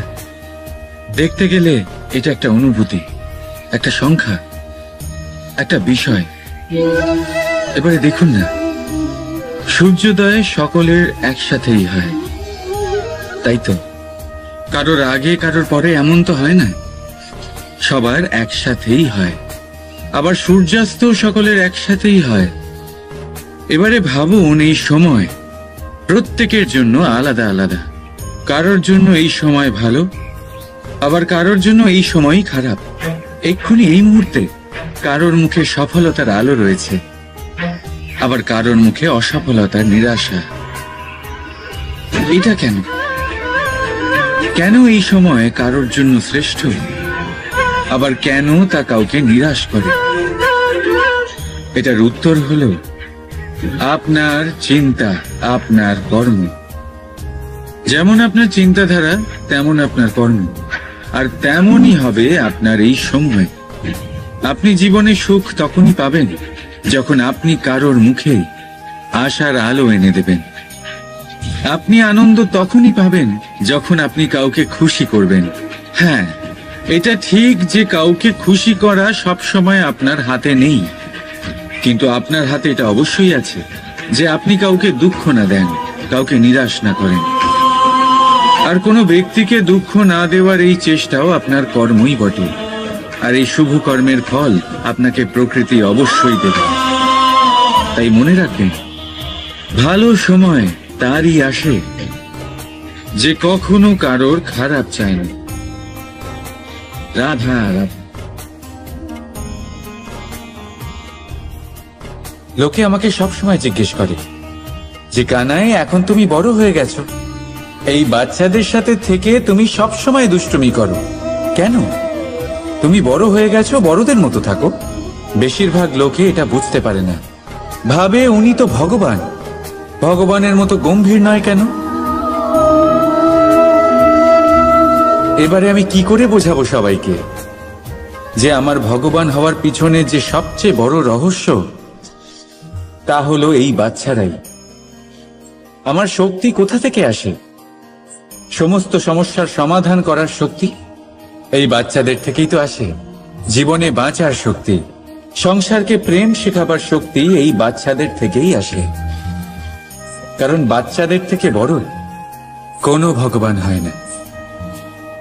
এবারে দেখুন না, পুরাণ আর বেদের কোনো জ্ঞান নেই ওদের, কিন্তু খুব ভালোভাবেই জানে যে একজন উদাস ব্যক্তির মন কি করে ভোলানো যায়, কি করে তাকে আনন্দ দেওয়া যায়। আর এ এক বিশাল ব্যাপার। কোনো ন্যায়, কোনো নীতির জ্ঞান নেই ওদের, কোনো ভেদাভেদ করতে জানে না। কিন্তু এটা অবশ্যই জানে একজন একা অজানা ব্যক্তিকে নিজের দলের সদস্য কি করে বানাতে হয়, কি করে তাকে আপন করতে হয়। আর এ এক বড় ব্যাপার। এই বাচ্চাদের থেকে অনেক কিছু শেখার আছে। তাই আপনারাও নিজেদের জীবনে গম্ভীর হওয়ার চেষ্টা কখনোই করবেন না। আর যদি করেন তাহলে এই সংসার খুবই নিরস লাগবে আপনার। আপনিও বাচ্চাদের মতো নিষ্পাপ থাকুন আর নিজেকে আনন্দে রাখুন। লাভ আর ক্ষতির ঊর্ধ্বে গিয়ে সম্পর্ককে দেখুন। জ্ঞান অর্জন করার পরিবর্তে ভালোবেসে সম্পর্ক পালন করুন। আপনি নিজেই বুঝে যাবেন যে এই সংসার কতটা সুন্দর। রাধা রাধা। মানুষ জন্ম নেয়, আর জন্ম নিলেই তার জীবনযাত্রা শুরু হয়ে যায়। তারপর সে পরিশ্রম করে, লড়াই করে, আর সে তার ফল অবশ্যই পায়। সেই নিজের জীবনযাত্রা নিজেই সাজায়। তার জীবনে ভয় ততক্ষণ প্রবেশ করে না যতক্ষণ না সে জীবনে কিছু অর্জন করে।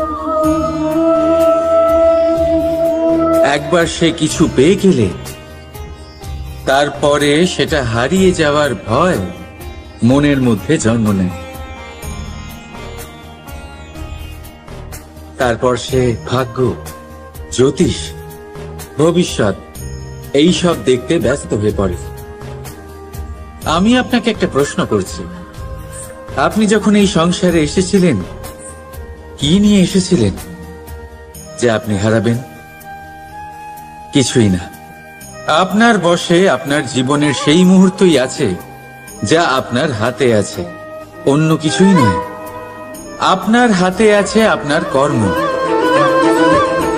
যে জীবনে দুর্ভাগ্যে হতাশ হয় না, যে অসফলতার জন্য ভেঙে পড়ে না, সেই এই জীবনে বিজয়ী হয়। বলুন, যখন আপনার জীবনে কিছুই ছিল না কি করেছিলেন? পরিশ্রম করেছিলেন, লড়াই করেছিলেন, আর সেই সব কিছু পেয়েছেন যা পেতে চেয়েছিলেন। তাহলে আজ সব পাওয়ার পর ভয় কিসের? সেই সব জিনিস কি আপনাকে পরিশ্রম করার থেকে আটকায়? না। সেই জন্য নিজের হাতের রেখায় কখনো নিজের পথ খুঁজবেন না। কারণ এই সংসারে যাদের হাতই নেই তারাও নিশ্চিতভাবে তাদের নিজের পথ নিজেই বানিয়ে নেয়। তাহলে আপনার কি নিয়ে চিন্তা? রাধা রাধা।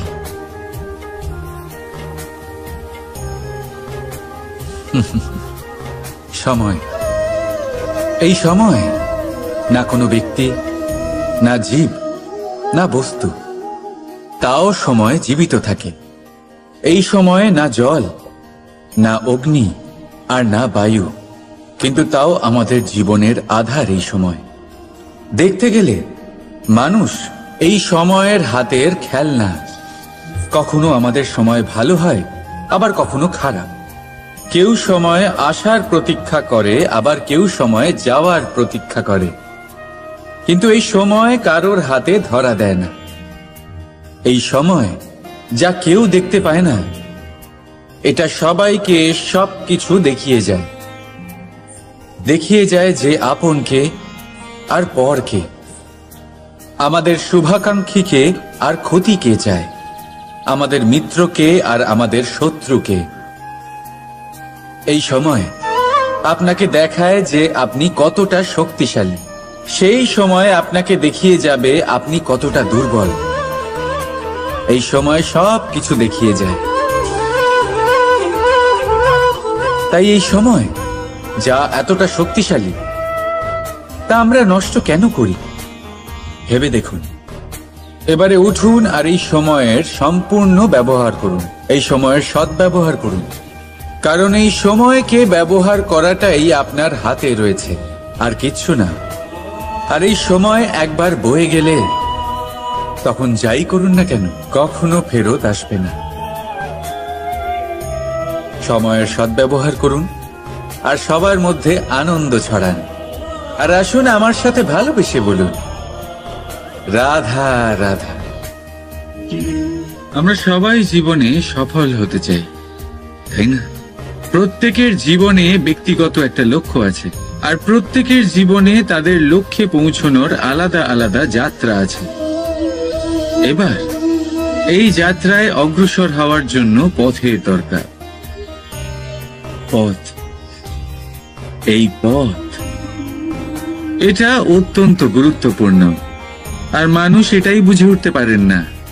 অধিকাংশ মানুষ তাদের গোটা জীবন কাটিয়ে দেন এই পথ খুঁজতে গিয়ে, আর অধিকাংশ মানুষ জীবন কাটিয়ে দেন তাদের এই পথ বদলাতে গিয়ে। কিন্তু এভাবে সাফল্য অর্জন করা যায় না। এবারে আপনারা জিজ্ঞেস করবেন, কি করে সাফল্য লাভ করবেন? এই সফলতা তিনি অর্জন করেন যে তার পথ নিজেই তৈরি করেন। দেখুন, যত শক্তি আর যত সময় আপনি পথ খুঁজতে আর বদলাতে গিয়ে নষ্ট করবেন, তার থেকে কম সময় এবং শক্তির দ্বারা আপনি নিজের পথ নিজেই বানাতে পারবেন, নিজের লক্ষ্যে পৌঁছতে পারবেন। সেই জন্য বারবার আপনার পথ বদলাবেন না, খোঁজাখুঁজি করবেন না। নিজের এই যাত্রায় নিজের পথ নিজেই তৈরি করুন, আর যত তাড়াতাড়ি সম্ভব নিজের লক্ষ্যে পৌঁছে যান। রাধা রাধা। আপনি ওই কথাটা নিশ্চয়ই শুনেছেন, যখন ভগবান একটা দরজা বন্ধ করেন তখন অন্যদিকে অনেক দরজা খুলে দেন। এবার এই দরজা, এই সমস্ত পথ আমরা দেখতে পাই না, অনেক সময় আমরা বুঝতে পারি না, হারিয়ে যায় সব। কখনো কখনো মনে হয় যে এই কথাটাই মিথ্যে, কিন্তু আসলে তা তো নয়। তাহলে হারিয়ে যায় কেন? কারণ আমরা সময় নষ্ট করি এই দরজার দিকে তাকিয়ে থেকে। ভাবি এই বুঝি দরজা খুলবে, এবার দরজা খুলবে। অপেক্ষা করতে করতে আমরা অনেক সময় নষ্ট করে ফেলি। এত সময় নষ্ট করি যে আমরা দেখতে পাই না, খুঁজে পাই না সেই সমস্ত দরজা আর পথ যা আমাদের জন্য খোলা রয়েছে। যদি খুঁজেই না পাই তাহলে তা ব্যবহার করব কি করে? মনে রাখুন, ভগবান সব সময় আমাদের সাথে রয়েছেন, আমাদের সাহায্য করছেন। এই পথ সব সময় আছে, সর্বত্র আছে। দরকার রয়েছে শুধুমাত্র দৃষ্টির, দৃষ্টিভঙ্গি এবং ভাবনার। এই দৃষ্টিকে বিস্তৃত করুন, এই দৃষ্টিভঙ্গিকে ধন্যাত্মক করে তুলুন, আর এই ভাবনা, এর সীমা একটু বাড়িয়ে তুলুন। তারপর দেখবেন সব খুঁজে পাবেন। আসলে কি, এই যে ঈশ্বর, এই যে পরমাত্মা, তা আমাদের সাথে রয়েছে, আমাদের মনের মধ্যে রয়েছে। যিনি তাকে মন থেকে চাইবেন তিনি তাকে মনের মধ্যে অবশ্যই খুঁজে পাবেন। যদি উনি মন থেকে চান পথ খুঁজে পেতে, তাহলে তিনি অবশ্যই পথ খুঁজে পাবেন। তাহলে আসুন আমার সাথে ভালোবেসে বলুন, রাধা রাধা। ধর্ম। আমরা সকলে ধর্মের বিষয়ে কথা বলি, কখনো নিজের ধর্মের বিষয়, আর কখনো অন্যের ধর্মের বিষয়। কখনো আমরা অধর্ম দেখলে সেই বিষয়ে কথা বলি। অনেক রকম আলোচনা হয়, কিন্তু এই ধর্ম আসলে কি, সেটা কি কেউ বোঝে? যদি আমি আপনাকে উত্তর দিই, এই উত্তর সরল। ধর্ম হলো তাই যা মানুষকে অন্য মানুষের সাথে, সমস্ত বিশ্ব সংসারের সাথে আনন্দ সহকারে বাঁচতে শেখায়। সেই জন্য আপনি যদি কখনো কোনো ধর্মীয় স্থানে যান, সেই ধর্মীয় স্থানে গিয়ে আপনার শান্তির অনুভূতি হয়, তাই না? কিন্তু দেখুন, ধর্মের জ্ঞান থাকলেই সেই মানুষ ধর্মের পথে চলতে পারবে এমন কোনো কথা নেই। অনেক সময় সম্পর্কে যখন সংঘর্ষ বেড়ে যায়, তখন ইচ্ছের জন্ম হয়, ক্রোধের জন্ম হয়, অহংকারের জন্ম হয়, আর তারপর বিনাশ হয়ে যায় এই ধর্মের। সেই জন্য দ্বিতীয় সবথেকে গুরুত্বপূর্ণ গুণ যা আমার সারথীর মধ্যে থাকা উচিত, তা হলো ধর্মবীর হওয়া। এবার দেখতে হবে সেটা এই যে কে হবে সেই ব্যক্তি যিনি এই স্বয়ম্বরে নিজের ধর্মে অটল থাকবেন। কারণ সেই ব্যক্তি এই সংসার থেকে সরে এসে ধর্মের পুনঃস্থাপনের এই মহাকার্যে আমার সারথি হতে পারবেন। তাহলে আসুন আমার সাথে ভালোবেসে বলুন, রাধা রাধা। কর্ম, ধর্ম, জ্ঞান, এই 3 স্তরে অনেক মানুষ পৌঁছতে পারেন। অনেকে এই পরীক্ষা দিয়ে তাতে উত্তীর্ণ হয়ে যেতে পারেন, কিন্তু শিখরে পৌঁছে শাসন তিনিই করতে পারেন যার কাছে এই চতুর্থ গুণটিও থাকে, সমর্পণ। অত্যন্ত গুরুত্বপূর্ণ একটা গুণ এটা। এই সমর্পণ আসলে অত্যন্ত গুরুত্বপূর্ণ।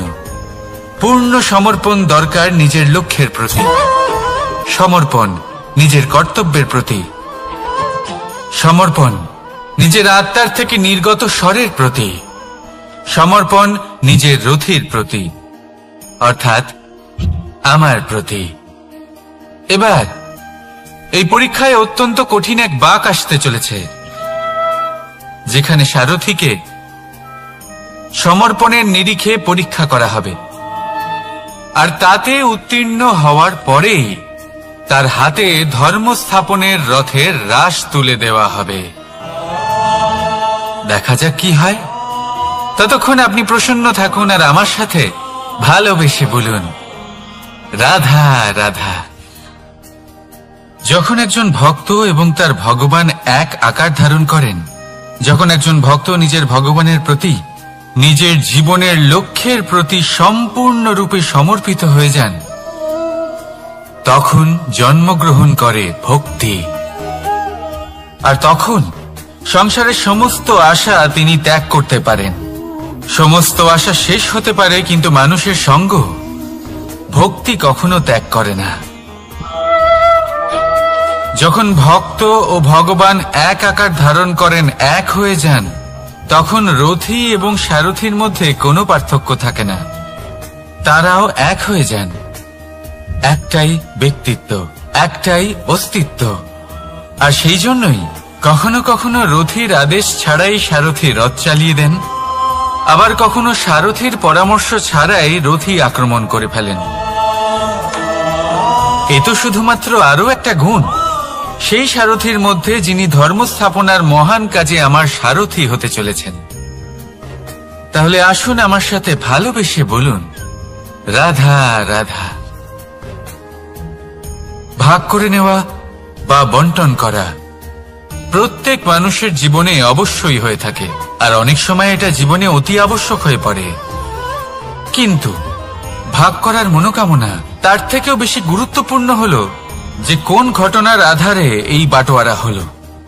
অনেক সময় এই বাটোয়ারা হলো শান্তির প্রতীক, আবার অনেক সময় এই বাটোয়ারা বিপ্লব ঘটাতে পারে, এমন এক বিপ্লব যা মহাযুদ্ধ ঘটিয়ে দিতে পারে। দেখুন, বাটোয়ারা সম্পত্তির হোক বা হোক ভিক্ষার, শিক্ষা কিন্তু একটাই। জীবনে অনেক সময় বাটোয়ারা দরকার হতে পারে, কিন্তু যতদূর সম্ভব তা এড়িয়ে চলুন, একসাথে মিলে এগিয়ে চলুন। কারণ দেখুন, এই যে বাটোয়ারা ভাগ করে দেয়, আর সেখানেই একতা আপনাকে অগ্রসর করে। তাহলে আপনিও এটাই করুন, একসাথে মিলে সামনে এগোন, আর আমার সাথে ভালোবেসে বলুন, রাধা রাধা। আত্মীয় স্বজন কারা হন? তারাই যারা সুখে দুঃখে পাশে থাকেন, তারা যারা বিপদের সময় আপনার পাশে এসে দাঁড়ান। এবার দেখুন, একটা প্রশ্ন করব আপনাদের, সব থেকে ঘনিষ্ঠ, আবশ্যক এবং গুরুত্বপূর্ণ আত্মীয় কারা, বিশেষ করে বিপদের সময়? কেউ বলবেন মাতা, কেউ বলবেন পিতা, কেউ বলবেন ভাই বোন, ইত্যাদি ইত্যাদি। এবার ভাবুন, আপনি বড় হয়ে গেছেন, আপনি বাড়ি থেকে দূরে চলে গেছেন, পেট ভরানোর জন্য আপনাকে প্রত্যেকদিন চেষ্টা করতে হয়। এমন সময় যদি আপনার জীবনে বিপদ এসে পড়ে, তাহলে কখন আপনার খবর ওনাদের কাছে পৌঁছবে? কতক্ষণে ওনারা সাহায্য করতে আসতে পারবেন? এরকম এক সময় সব থেকে গুরুত্বপূর্ণ আত্মীয় হন আপনার প্রতিবেশী, কারণ তারাই সেই মুহূর্তে আপনার সব থেকে কাছে। আপনি কখনো পরীক্ষা করে দেখবেন, আপনার তার সাথে লক্ষ্য মতভেদ থাকলেও প্রতিবেশীকে কষ্টের মধ্যে দেখে সবার আগে সাহায্য করতে তারাই এগিয়ে আসেন। তাই প্রতিবেশীর সাথে সম্পর্ক ভালো রাখুন, শুধুমাত্র স্বার্থের জন্য নয়। এটা হলো শান্তিরও আধার। যদি এই সম্পর্ক ভালো থাকে, তাহলে না কথায় কথায় বিবাদ হবে, না মতান্তর। আর এই সুখী সম্পর্কের ছায়ায় মন প্রসন্ন হয়ে বলবে, রাধা রাধা। কখনো ভেবে দেখেছেন, মানুষকেই এই সংসারে সর্বশ্রেষ্ঠ প্রাণী কেন বলা হয়? অন্য কোনো প্রাণীকে কেন নয়? শুধু কি এই জন্যই আমরা চিন্তা করতে পারি, আমাদের কাছে তীক্ষ্ণ বুদ্ধি রয়েছে, কোনো কিছু আবিষ্কার করতে পারি, সেই কারণেই? তা তো অন্য কোনো প্রাণীর কাছেও থাকতে পারে। এমন কিছু পশুও রয়েছে যাদের কাছে তীক্ষ্ণ বুদ্ধি আছে। তাহলে মানুষ কেন? কারণ মানুষের কাছে এমন কিছু রয়েছে যা অন্য প্রাণীর কাছে নেই, মানবতা।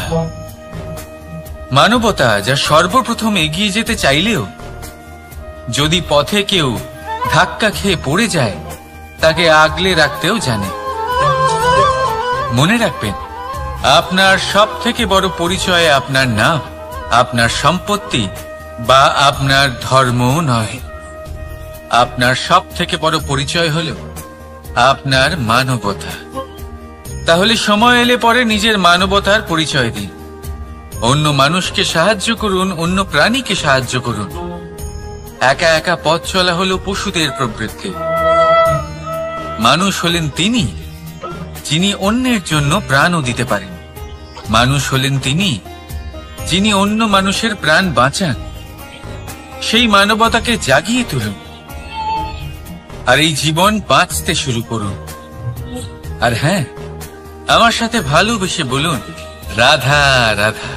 এই সংসারে মাতা পিতা তার সন্তানকে সব থেকে বড় উপহার কি দিতে পারে? বৈভব, সুযোগ সুবিধা, বাড়ি, নাকি আশেপাশের পরিবেশ? এই সংসারে মাতা পিতা তার সন্তানকে সব থেকে বড় উপহার শিক্ষা দিতে পারেন, কিন্তু তার জন্য সময়ের প্রয়োজন হয়। এবার এই সময় অত্যন্ত অদ্ভুত। সময়ের ধারণা সবার রয়েছে। কখনো কখনো কিছু কঠিন সময় বরদানের মতো আমাদের সম্মুখে আসে। এরকম কোন সমস্যার কথা যদি আমি বলি, যেমন যুদ্ধ, মহামারী, মহা অসুখ, এরকম সময় আমাদের কাছে যথেষ্ট সময় থাকে। এই সময় আমরা চিন্তা করি, ভয়ভীত হই, কে জানে কত সম্পত্তির ক্ষয়ক্ষতি হবে। এবার এই সময় কিভাবে কাটিয়ে ওঠা যায়? অশুভ চিন্তা তার মনের মধ্যে বাসা বাঁধে, সে বুঝতে পারে না সে কি করবে। আমি বলবো চিন্তা ত্যাগ করুন, এই ভয়কে ত্যাগ করুন। আর মনে রাখুন একটা গুরুত্বপূর্ণ কথা, যে ঈশ্বর আপনাকে বরদান দিয়েছেন যাতে আপনি নিজের কর্তব্য পূর্ণ করতে পারেন। কর্তব্য, নিজের পরিবারকে সময় দেওয়া, নিজের সন্তানকে শিক্ষা দেওয়া। তাদের সাথে বসুন, কথাবার্তা বলুন, আলোচনা করুন। কিছু কথা তারা বলবে, কিছু আপনি বলবেন, কিছু আপনি শিখবেন, কিছু তারা শিখবে। তাদের সাথে খেলা করুন, তাদের সাথে পূর্বপুরুষের গল্প করুন। এইসব করলে তাতে না শুধু তাদের ভবিষ্যৎ উজ্জ্বল হবে, বরং আপনিও সন্তুষ্টি পাবেন। ভয়ভীত হবেন না। আজ বর্তমানে আপনি কি করতে পারেন যাতে আপনার বর্তমান সঠিক হবে এবং ভবিষ্যৎ উজ্জ্বল হবে, তাতে একাগ্র হন। সব কিছু শুভ হবে। রাধা রাধা। দাদা আমাকে সব সময় জিজ্ঞাসা করেন যে কানাই, তোমার এই মুখের হাসি, তোমার মুখে সব সময় কেন থাকে, কিভাবে থাকে? সামনে শত্রুপক্ষকে দেখেও ধৈর্য হারাও না, কেউ তোমার নিন্দে করলেও তার সাথে ঝগড়া করো না, কেউ তোমার বিষয় খারাপ ভাবলেও তাকে ঘৃণা করো না। কিভাবে আর কেন করো? আপনার মনেও নিশ্চয়ই এই প্রশ্ন আসে। এবারে বলি, এর উত্তর অত্যন্ত সরল। কখনো দেখেছেন গরু আর তার বাচ্চাকে কিভাবে সে তার মায়ের দুগ্ধ পান করে? সুখে থাকে, কারণ ও জানে যে ওর মা এই দুগ্ধরূপী অমৃত ওকে খাওয়াতেই থাকবে। ও জানে যে এই সময় শুধু ওর জন্য, যাতে ও নিজের মায়ের এই দুগ্ধরূপী প্রসাদ গ্রহণ করতে পারে, আর সেই জন্য ও সুখে থাকে। সেইভাবেই এই জীবন হলো ভালোবাসা। এতই ছোট হলো এই জীবন যে ভালোবাসার জন্য কম পড়ে যায়। ঘৃণা করে কেন সময় নষ্ট করব? আমি এটাই করি, আপনিও এটাই করুন। ভালোবাসুন, সবার মধ্যে ভালোবাসা ছড়ান, আর এই ভালোবাসার সাথেই বলুন রাধা রাধা। পরীক্ষা এমন একটা শব্দ যেটা শুনে সংসারের বেশিরভাগ মানুষই ভয়ভীত হয়ে পড়েন। কারণটা কি? অসফলতার ভয়। পরীক্ষা এই শব্দের যদি আমি অন্য দিকটা দেখাই, তার তাৎপর্য এই নয় যে আপনার দুর্বলতা সবার সামনে তুলে ধরবে। এটা তো হলো সেই যুক্তি যা আপনার বল, সাহস, শক্তিগুলি সবার সম্মুখে তুলে ধরবে। আগে হ্যাঁ, এটাই হলো সেই যুক্তি। আপনি নিজেই কখনো দেখবেন পরীক্ষার সময় আপনার অন্তরের অনেক গুণ বাইরে বেরিয়ে আসে। এমন কোন শক্তির উদ্ভব হয় যার বিষয়ে আপনি নিজেও জানতেন না, ঠিক কিনা? তাই এই পরীক্ষাকে কখনো ভয় পাবেন না। বিশ্বাসের সাথে নির্ভীক হয়ে এটার সম্মুখীন হন। দিনের শেষে এই পরীক্ষা শুধুই আপনাকে উজ্জ্বল করবে, আপনাকে আরো শ্রেষ্ঠ করে তুলবে। তাহলে আসুন আমার সাথে ভালোবেসে বলুন রাধা রাধা। ভগবান আর ভুল, এই দুই একই অক্ষর দিয়ে শুরু হয়। শুধু তাই নয়, এদের দুজনের রাশিও সমান। এবারে আপনারা বলবেন যে ভগবান, ভুল, এদের মধ্যে কিভাবে মিল থাকতে পারে? অনেক বড় মিল আছে। না শুধু এ এক অক্ষর দিয়ে শুরু হয়, বরং এদের বিজয় মন্ত্রটাও এক। ভগবানকে মানুন, তাকে বিশ্বাস করুন, তাকে স্বীকার করুন। এটা করলে মনের দৃষ্টি থেকে ভগবানকে দেখা যায়, আর উনি আপনাকে সমৃদ্ধ করে তোলেন। ভুলের সাথেও এটাই ঘটে। নিজের ভুল স্বয়ং মেনে নিলে, স্বীকার করে নিলে সব কিছুই স্পষ্টভাবে দেখতে পাবেন। যেদিন থেকে আপনি নিজের ভুল মেনে নিতে শিখবেন, সেদিন থেকে সেই ভুল শোধরানোর প্রক্রিয়াও শুরু হয়ে যাবে। আপনি বুঝে যাবেন নিজের ভুল কিভাবে শোধরাতে হয়। তাই মনে রাখবেন, নিজেকে শ্রেষ্ঠ করে তোলার জন্য নিজের ভুল স্বীকার করা অত্যন্ত প্রয়োজনীয়। এই জীবনে শান্তি আনার জন্য ঈশ্বরকে মেনে নেওয়া অত্যন্ত প্রয়োজনীয়।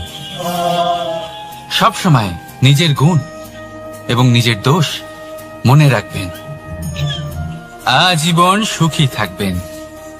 রাধা রাধা।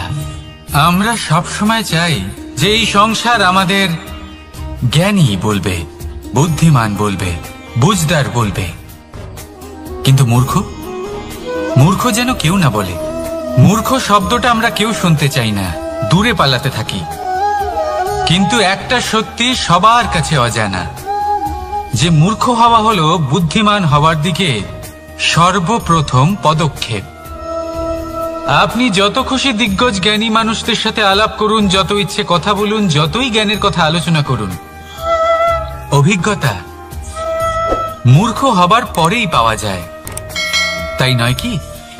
মূর্খ হবার পরে আপনি এটা বুঝতে পারবেন যে কি করা উচিত নয়।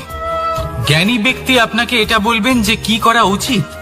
আর এই সংসারে কি করা উচিত তার থেকেও অনেক বড় জ্ঞান হলো কি করা উচিত নয়। সেই জন্য সব সময় মনে রাখবেন, আপনার করা কিছু ভুল, আপনাকে যদি কেউ মূর্খ বানিয়ে থাকে, ছল চাতুরি করে থাকে, তাহলে কোনো ব্যাপার নয়। এটা শেষ পর্যন্ত আপনাকে আরো বুদ্ধিমান করে তুলবে। এই মুহূর্তে ধন্যাত্মক থাকুন, এই সংসার আপনাকে অবশ্যই জ্ঞানী বলবে। রাধা রাধা। আপনি কি কখনো একজন মালিকে একটা বাগানের যত্ন নিতে দেখেছেন? যদি কখনো একটা গাছে উই ধরে যায়, মালি তখন শুধু সেই গাছের নয়, সমস্ত বাগানের চিকিৎসা করায়। আপনারা হয়তো বলবেন, এ কেমন মূর্খতা? যখন উই একটা গাছে লেগেছে, সমস্ত বাগানের চিকিৎসা কেন করাতে হবে? এ তো অযথা পরিশ্রম করা। কিন্তু মালি খুব ভালো করে জানে যে উই হয়তো একটা গাছে লেগেছে, কিন্তু তার